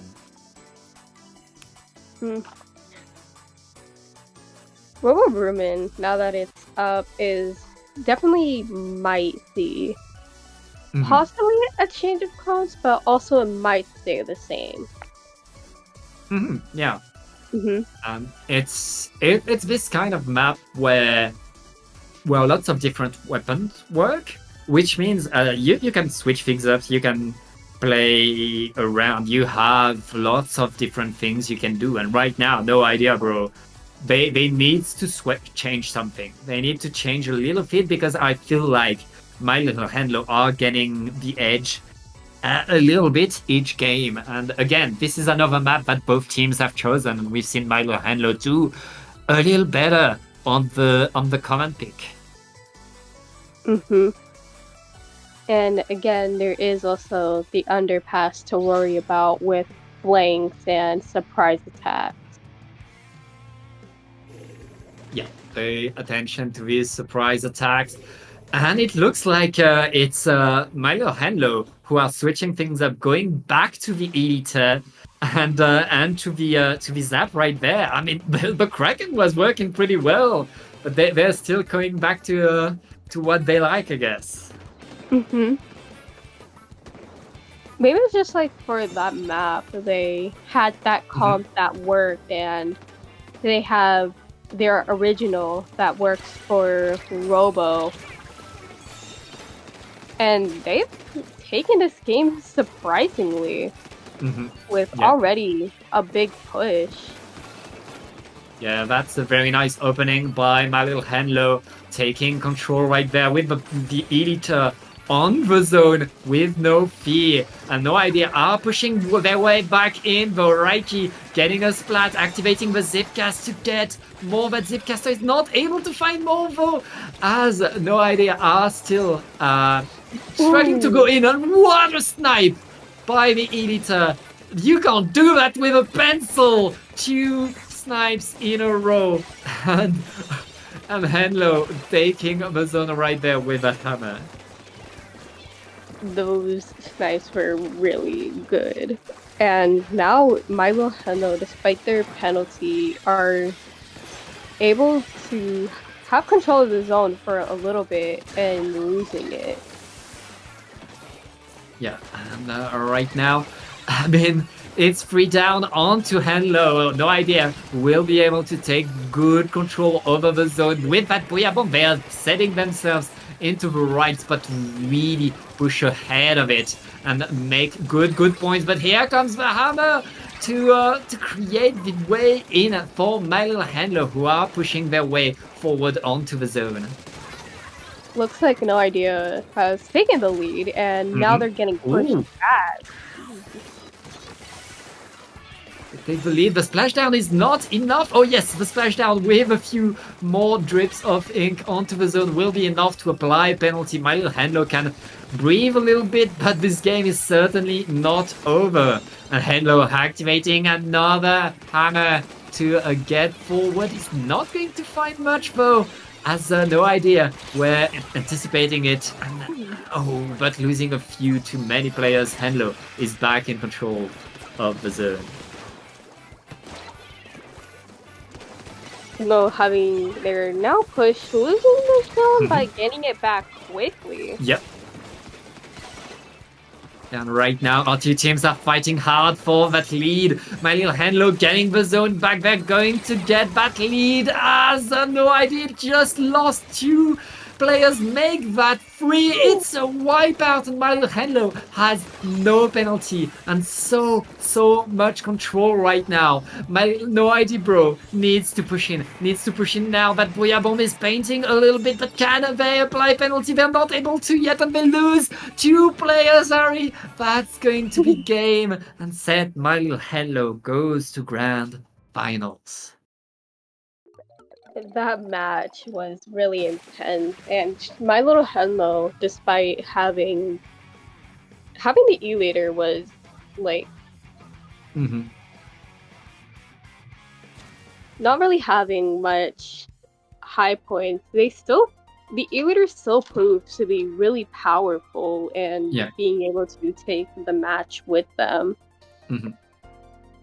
Yeah, great control thanks to that elite. Great snipes as well. I'm glad we got that on the replay. I mean, No Idea, bro. Great tournament that they had. Absolutely crazy run that they had through the losers bracket. But in the end, they met our scene number one, My Little Handler, who were faster, who were fighting harder and able to really surprise them. It's very hard to fight against a comp like an Eliter and a Wiper at the same time. My Little Handler doing very, very well, but now they have to face the final boss of this tournament, the team that beat them 3-0 in winners finals. It's going to be Jufara squad, and it's going to be right after this very short break. Don't go anywhere.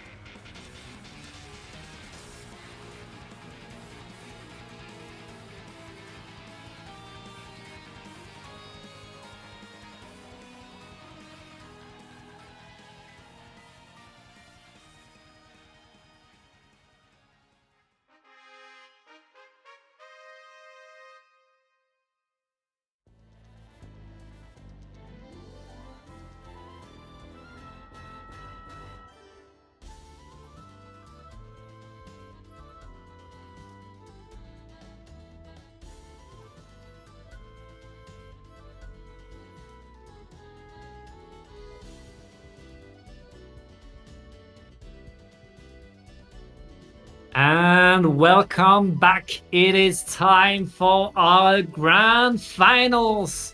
On the one hand, My Little Henlo, who have been, an incredible team that have shown us so much. On the other hand, we have Jofara Squad, who beat them, in winners finals, who are now our final boss of this tournament. Two great teams fighting for the crown. And remember, Jafar Squad are on the winner's side, which means they only need to win one single set. My Little Henlo would need to reset the bracket if they want to win the whole tournament. Ari, are you ready for the last two teams of this tournament? Yeah. Both teams have shown that they are really strong, and now going against each other once more can prove to see who comes out on top after now a rematch. Yeah, a rematch. My Little Henlo got to try a few things, adapt a little bit. We didn't see them play their Elita against Jufara Squad, I believe, and now they've had they just used that and they've prepared that. So maybe that's the change that would allow them to match the power of Jufara Squad. We'll see if they're able to going into this grand final. That's going to start with, of course, Umaria Ruins.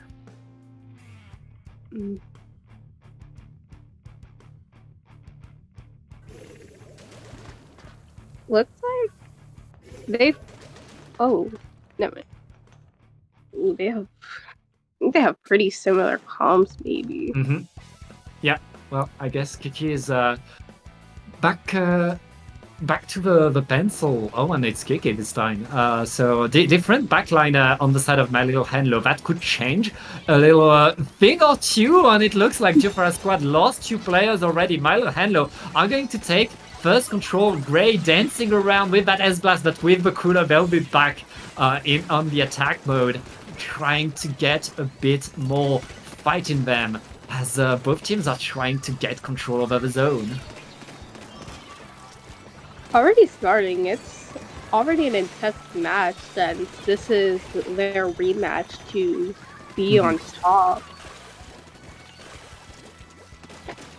Yeah, and right now we have teams able to fight. My Little Henlo able to keep control over the zone as Jufara Squad were not really fighting their way forward. Now the crab tank is activated and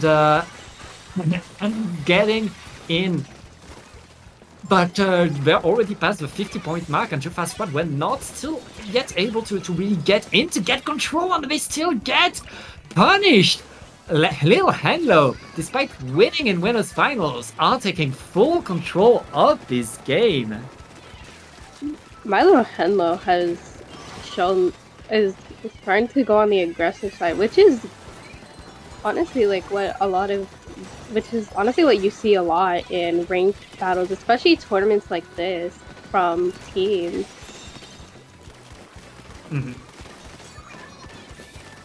And right now, My Little Henlo are still simply holding the zone, holding control. Jufara Squad trying to get in. They painted one zone, they paint the other one. They are back in the game. They keep themselves alive. Now, can they really whoosh Henlo away? They need a crazy comeback, because that was quite the opening.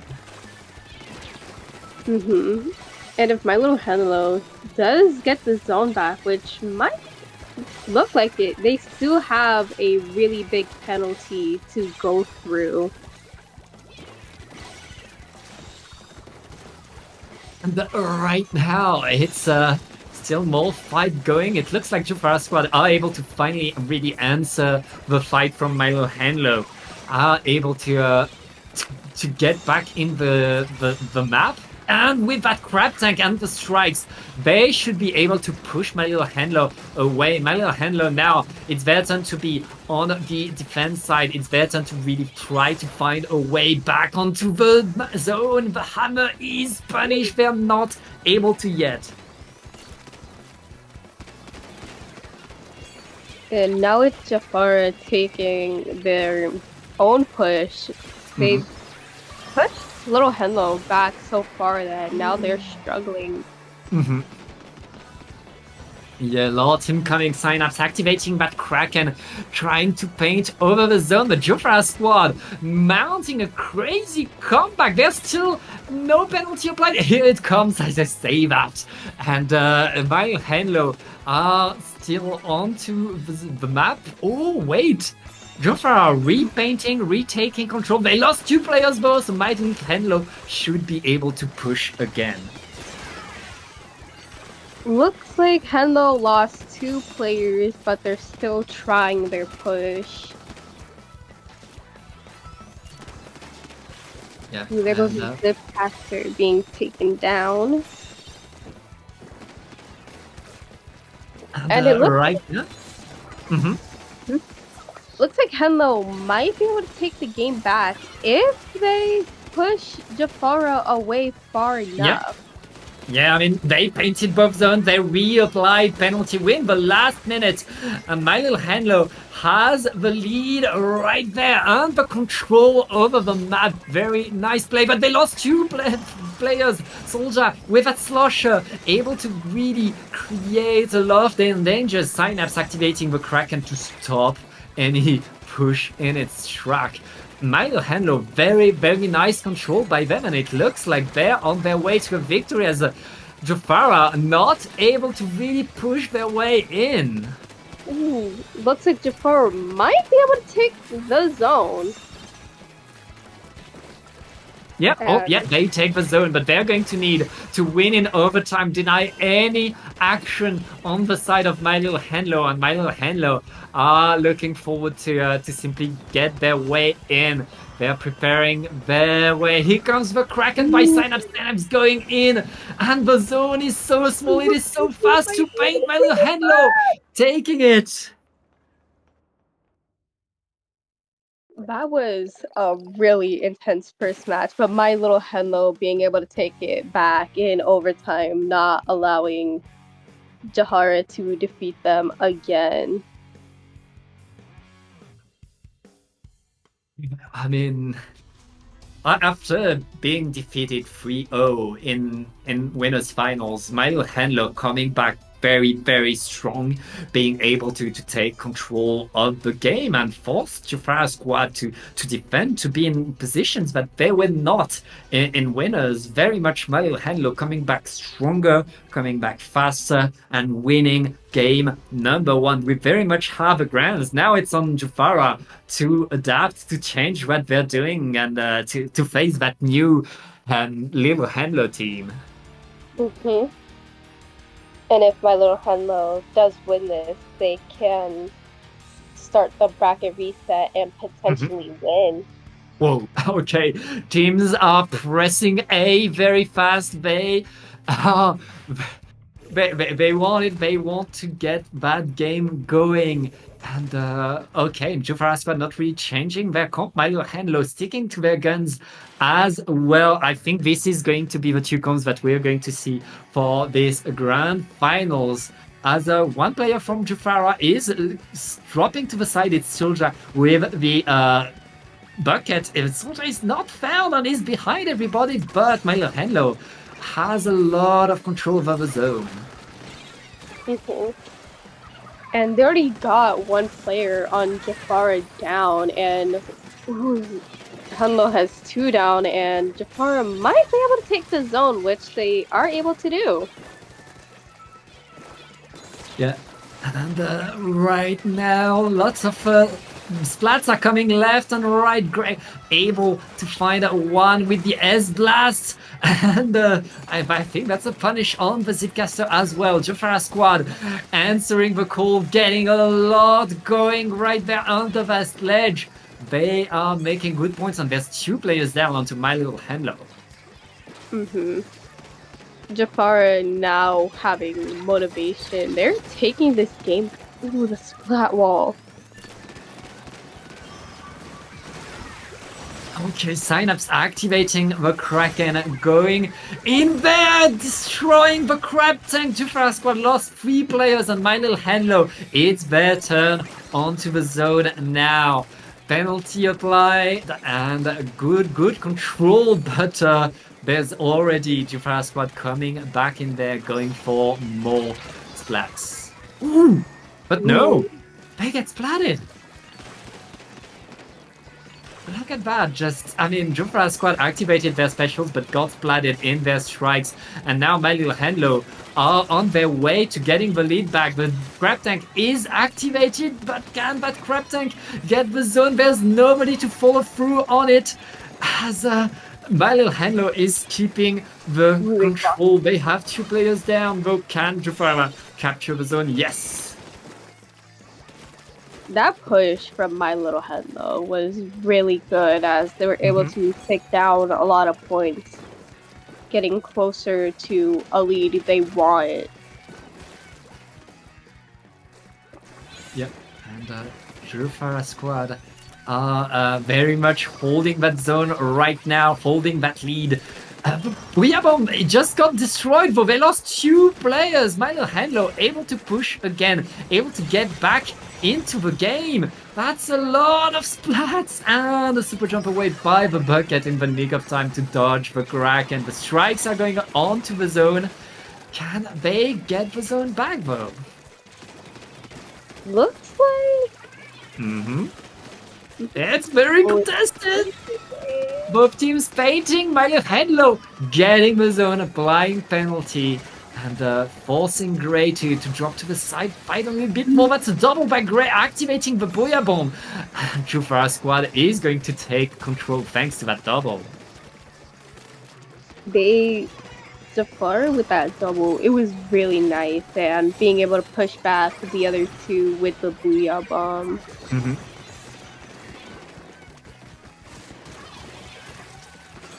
Yeah, right now both teams are still fighting for that zone. Little Henlo getting more and more control, able to take a lot right there, but drop with the pencil for the double. What? Oh! The aggro pencil is paying off right there, and Jufara squad takes control of the map. They lose 2 players already. They applied penalty, but they're forced out again. What a back and forth between these 2 teams. That aggro pencil was insane to see. It was really good, pushing them back. I mean, it's what you would like to see from backliners. And right now, though, that trade by the Zipcastle trade, you're happy to see, given the power of that pencil. Right now, it's 3 down onto Jufara. The Slosher is alone, splatted, and the lead goes to My Little Henlo. With 30 seconds left, Jufara squad has no time to get in. The KO is about to happen. The Booyah Bomb is started. Can they paint the zone? They need to paint the zone right now. They're able to neutralize, but they need to take very fast. They lose 2 players. My Little Henlo takes game number 2, are up 2-0. That was intense, with all those pushes and the aggro pencil being shown. It was, the aggro pencil was there, but the aggro pencil was not enough. My Little Henlo, with the coordination, with really the whole team moving as one and being able to adapt to anything Jufara squad was throwing at them. I mean, what a game. But right now, My Little Henlo are just 1 game away from getting the bracket reset. If they do win this 3rd game, they do have a really big chance of winning if they do get that bracket reset. Yeah, for sure. I mean, if you can get a bracket reset with a 3-0, you are set. You have that momentum, and your opponent really is in trouble. But right now, our teams are readying up already for the next game. That's going to be on Humpback Pump Track. A very different map than what we just saw. A map that is that has that hill, that has that elevation. Lots of different ways to play on here. And if there's one thing for sure is pay attention to the S-Blast that is Gray. And especially with the up with like the higher part near the center, do beware of that because snipers can be hiding there. All right, it is a match point in favor of Milo Henlo. Bracket reset point for them. Let's see if they're able to do it. Gray moving away from the S Blast in favor of the Range Blaster. That's the vanilla Range Blaster with the Wave Breaker. Wave Breaker on this map can find a lot of players, and there is very much a good special, honestly. And it looks like... Ooh. It looks like an opening in favor of Jufara squad, getting already 2 splats, forcing Manuel Henlo away and getting more splats to follow through. But Manuel Henlo is answering, is coming back in there, activating their specials to just get more, and that's a wipeout for them. What a come! I mean, Milo Handler are on fire, are not stopping, and Synapse is already going onto that street to get some aggro as Jufara squad are trying to come back onto the map. That was such an aggressive but really good push from Henlo, and they're keeping their aggressive push really well, but losing the zone, unfortunately. Yeah, and then here comes the answer by Jufara squad getting the control themselves. They have a little penalty because they got splatted so fast earlier, but Liam getting in there with the Spatana Stamper, dancing around, jumping to the pencils. Huge way to move by the Stamper. And right now, Manuel Hendo took back control of the zone, but they lost 2 weapons already. It's going too fast, Harry. We can't follow. It really is going fast with both teams making their pushes, and it looks like Hello might take back the zone again. Yeah, both teams are back to the drawing board. Synapse is back to the street as Jufara squad is struggling to find their way in. Manuel Henlo very much taking control again, forcing everybody out with the Kraken. Everything that could go right is going right for Manuel Henlo, who have no penalty and are making more points. The strikes are going onto the zone. They're enough to cap, and Jufara squad are in there trying to get the splash, trying to push everybody away, but Manuel Henlo are still around, Ari. My little Henlo is coming at them from every direction, taking the zone when they least expect it. Yeah, and right now, Manuel Henlo are making more and more points, absolutely getting like full control, and another Kraken deployed into the street to punish the pencil. There's 2 down onto Jufara. I mean, it's non-stop point after point for Manuel Henlo. Jufara squad forced to jump out, forced to regroup, forced to get another push. They get onto the zone. They at least apply penalty, but now they need to take control. My little Henlo, if they're able to push Jafar back in this set, might actually be able to get the bracket reset. Yeah, and Liam is onto the zone again. Manuel Henlo are coming back in so fast, but there's no penalty onto Jufara, who are still holding that zone, keeping that zone. They could get the lead. They're holding very well, painting a little bit more, getting it. And now it's Manuel Henlo's turn to panic a little bit, activating that Kraken onto the zone to take the control. The strikes are coming in. Can Jufara keep the zone? Wait, they're keeping the zone, and Manuel Henlo are using all of their resources simply to take back control. That's 2 down, and they are on 2 here. 1 minute left, and Synapse is back onto the street already. These pushes from each team have been really good, and now in the last minute, Henlo has to see if they can take this game, now having their penalty gone, but regaining it. Yeah, Jafar squad feeling a bit stronger right now. They have the crab tank ready to counter the next push by my little handler, but they're forced out. They lose 2 players, they lose 3 players. It's a wipeout. And there isn't that much penalty, Ari, because it's been so back and forth. My little handler doesn't have that much penalty. They're eyeing to get the lead back. Gray's coming in. Oh, they lose a player. They have a DC. Oh no. Oh, Oh, that is so rough for them. But they need to paint. They're able to paint. They win with a DC. They don't care. They don't care. with the DC right at the end. I'm not sure who disconnected, but Gray stayed calm and got the splats needed to take the zone back and stay in control.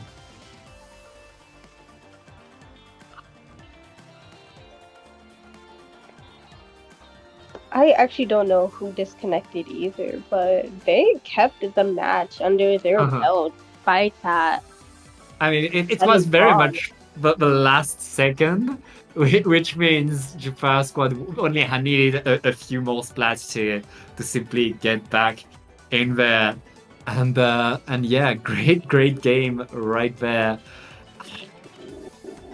I mean, it's 2-1, and now Jafar squad, after being pummeled game 1 and game 2, are able to get the comeback, are able to put a point on the board and remind us why they are in grand finals on the winner's side.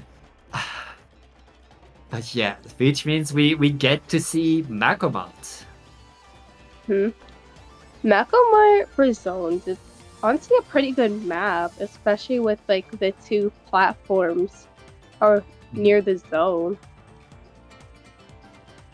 Yeah, and I'm getting confirmation that it was Yeti with the Splash-O-Matic that disconnected for Jafar squad. Hey, but I mean, despite the lack of paint from losing their splash, they were able to retake the zone. I mean, that game had so much back and forth, so many different things happening, both teams popping off left and right, and my little handler took so much control, but Jafar squad learned, adapted, got back in there. And with the wipeouts that my little handler was putting onto Jafar's squad were really good, and being able to take the zone for themselves and pushing them back even after they got in the wipeout. Yeah, I mean, this is why we want to watch zones. This is why we want to watch Triton-Cup at that level. It's going so fast. It's going so back and forth. And there's always something happening. There's always a comeback possible. And yeah, okay. Yeti is back. Yeti is... Yeti is into the room. And we are selecting weapon for Makomart. Still on splat zones to decide whether we keep playing for this Triton-Cup.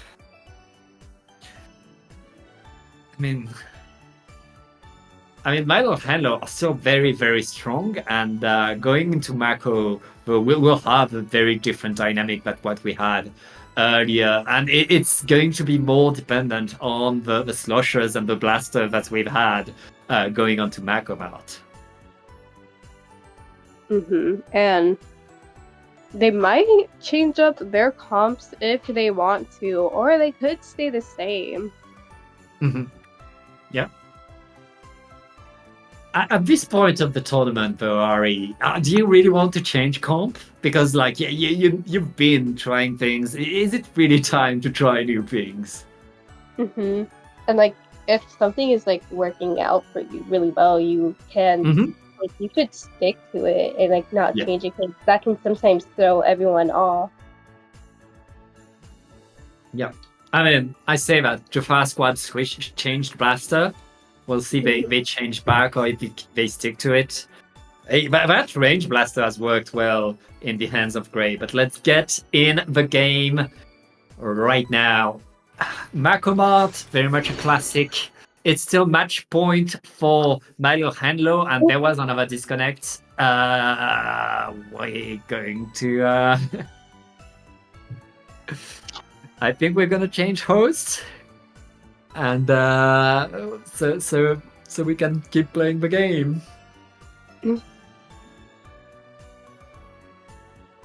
Okay, we're not gonna change host. We're gonna get a rehost.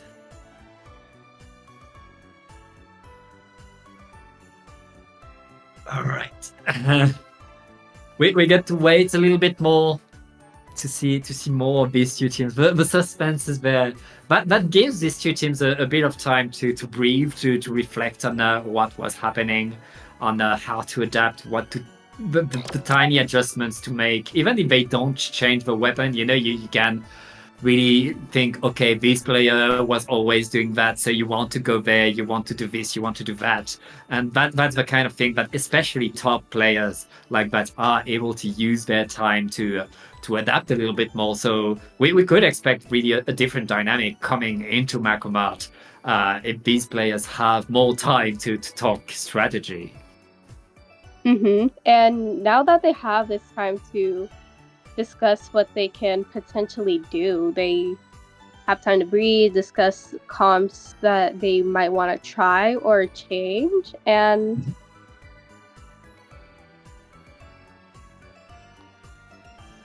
looks like they might be getting everyone in. Yeah, everyone is back in. We're gonna remake the team very fast. And we'll be back in the game as if it was nothing. I see everybody pressing AF Pacific, and they want to fight now. They want to get into this game and fight. We're deep into the tournament, and it's getting late for some of us. Yeah. Yeah, it is still match point for my little Henlo, who wants to get the bracket reset. But the Jafara squad still very much don't want to let them, and the 96 Gal is coming back on the side of my little Hello, as well as the range blaster for Jafara. Yeah, so it looks like they didn't change their comps after. Yeah. But I mean, yeah, it but was they really... have a. It was really working for both teams, so I don't really blame them for not changing. Yeah. I mean, I just noticed that Jafara has double tripling strikes with that Splash Neo. That's going to be a lot of pain for them. As my little Henlo now needs to push. Jafara has good control over the zone. Here comes the Kraken and the Hammer being sent forward. My little Henlo getting onto the zone. The strikes to answer are going to slow things down, but we're back to fighting for the zone now. And looks like my little Henlo does get it back and might be able to keep the zone for a little bit if Jafara doesn't make a push. Yeah, lots of splats left and right, and Jafara's squad is back in control over the zone. My little Henlo trying to get in. Henlo, oh no, that's not Henlo, the Stamper. Not able to find the splat onto Soldier. That's 2 down onto little Henlo. Kiki standing down with that pencil, waiting for the opportunity as Jafara's squad are still holding strong the strikes simply to annoy them in their spawn. Jafara's squad are making good points now, and it's 2 down. Jafara's squad are making points after points, and they're eyeing the KO now. The Kraken and the Zipcaster are out, and looks like Jafara's squad are taking full control of this game. I mean, my little Henlo looked so strong at the start of this grand final, but right now Jafara's squad are back 2-2. And if they win this next game, Ari, they win Triton-Cup. And now it's all or nothing for both teams with this last match. How little Henlo My Little Hello can get this bracket reset, or Jafar Squad could win this set and win the whole entire tournament completely. Yeah, I mean, all is on the line in this next game. Jafar Squad. That range blaster is working, and my little Henlo has no answer to the new Jafar Squad, to that comp adaptation. We've seen both teams really adapt, switch things up. They adapting faster and faster. Now my little Henlo has one last shot to stay alive in this tournament, and it's going to be on Robo Ramen, and it's going to be right now for the tiebreaker.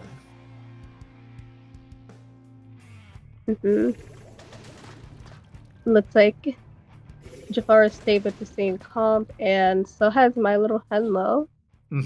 Yeah, I mean, it's not about the weapons, it's about the players now. It's about what type of fights you take, how to coordinate as a team. And right now, both teams are fighting for the zone, trying to get the early paint on. And the bucket from Jafara going to the side already. Here comes the strikes, but one player down. Henlo going in, that's two down onto Jafara. And my little Henlo is taking the early advantage, pushing Jafara's squad away, Ari. That was like an already insane push, and it looks like My Little Henlo is going in already with the Kraken chasing them away.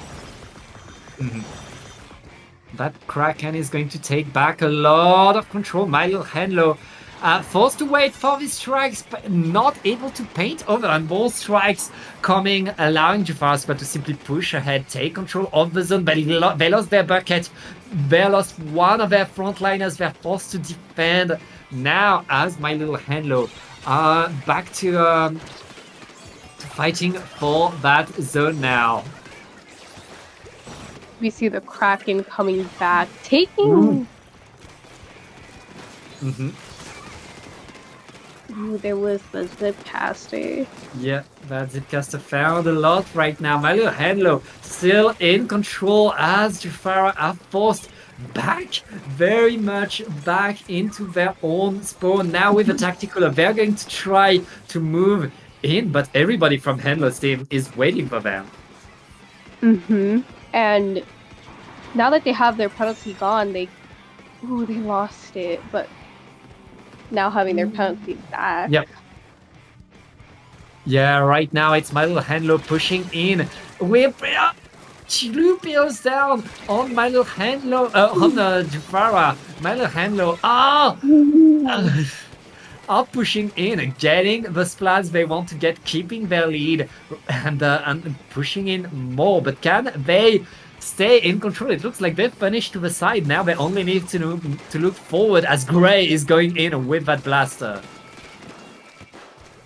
These My Little Henlo seeming to pick down on their penalties so fast, but it going back up with Jafara's push. Yeah, the Kraken is deployed. That Kraken has been so powerful so far, but it's on the zone right now, not finding people yet. The zone is still pink for Jafara Squad, who are holding it, keeping it, and they got one splat, looking to get another. The strikes will allow them to get the lead right there. And now My Little Henlo need to push in. They don't have much time left, Ari. They don't, and if they were to make a really good push, and here comes the Zipcaster looking to take people down. Yep. Oh yeah, and there's a lot of paint onto the zone. My Little Henlo able to take back the control. Oh, everybody from Jafara is kind of stuck to the side. My Little Henlo. Oh wait, My Little Henlo just lost 3 players. And Jafara Squad coming back with all the strength. 1 minute and a half left in the game, and Jafara Squad, all they need to do is keep it going to win the tournament. These pushes that both teams have displayed have been really good, and honestly, Jafar has been pushing since My Little Henlo took them down in the first 2 matches. Yeah, I mean, right now, Jafar squad only need to paint a little bit more. The Kraken is coming in, is creating space, but Yeti with that splash painting to end the game, to end the tournament. My little Henlo coming in as fast as they can. Gray getting the splats. They know they only need to get a bit more, but my little Henlo are painting that zone, taking it, and with 40 seconds left, it is not over. It's all or nothing right now, and Milo Henlo is taking down on their penalty, losing it, and pushing Jafara back. Yeah, Jafara going in, though, retaking without much effort, and 2 players down. Make that 3. Synapse alone is going to get splatted as well. That's a delayed warp with 10 seconds left. Jafara squad are going to get the bracket reset and the tournament. That's 3-2 for them. Incredible finals by Jafara squad. That was a really well played match from both teams, and Jafara taking the win. Yeah, but my little Henlo did not let them win would only let them win if they put up a really good fight. I mean, my little Henlo opened this grand final incredibly strong. They had the speed, they had the splats, they had the coordination, and Jafara's squad had to fight to get their way back into this set, but in the end, they were able to win it 3-2 and keep that control. And everybody in this lobby, it's such an incredible player. It was such a pleasure and a privilege to watch that. But at some point, one team has to win. And tonight, the team was Jafara squad, your new Triton-Cup champions. Congratulations to them. GG's.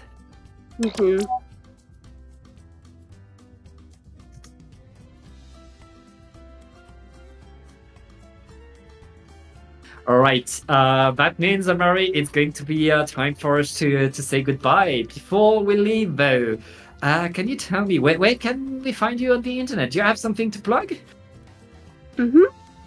I'm active on Twitter sometimes, but I'm also gonna be mostly found on Blue Sky now since I am starting to switch to it.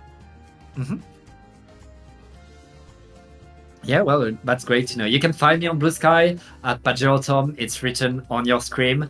I'd like to give a great shout out to our wonderful observer, Ryan, and everybody at Apple Productions for having us. And yeah, we're going to rest now. Thank you so much for watching, and we'll see you in the next one. Bye-bye. Bye.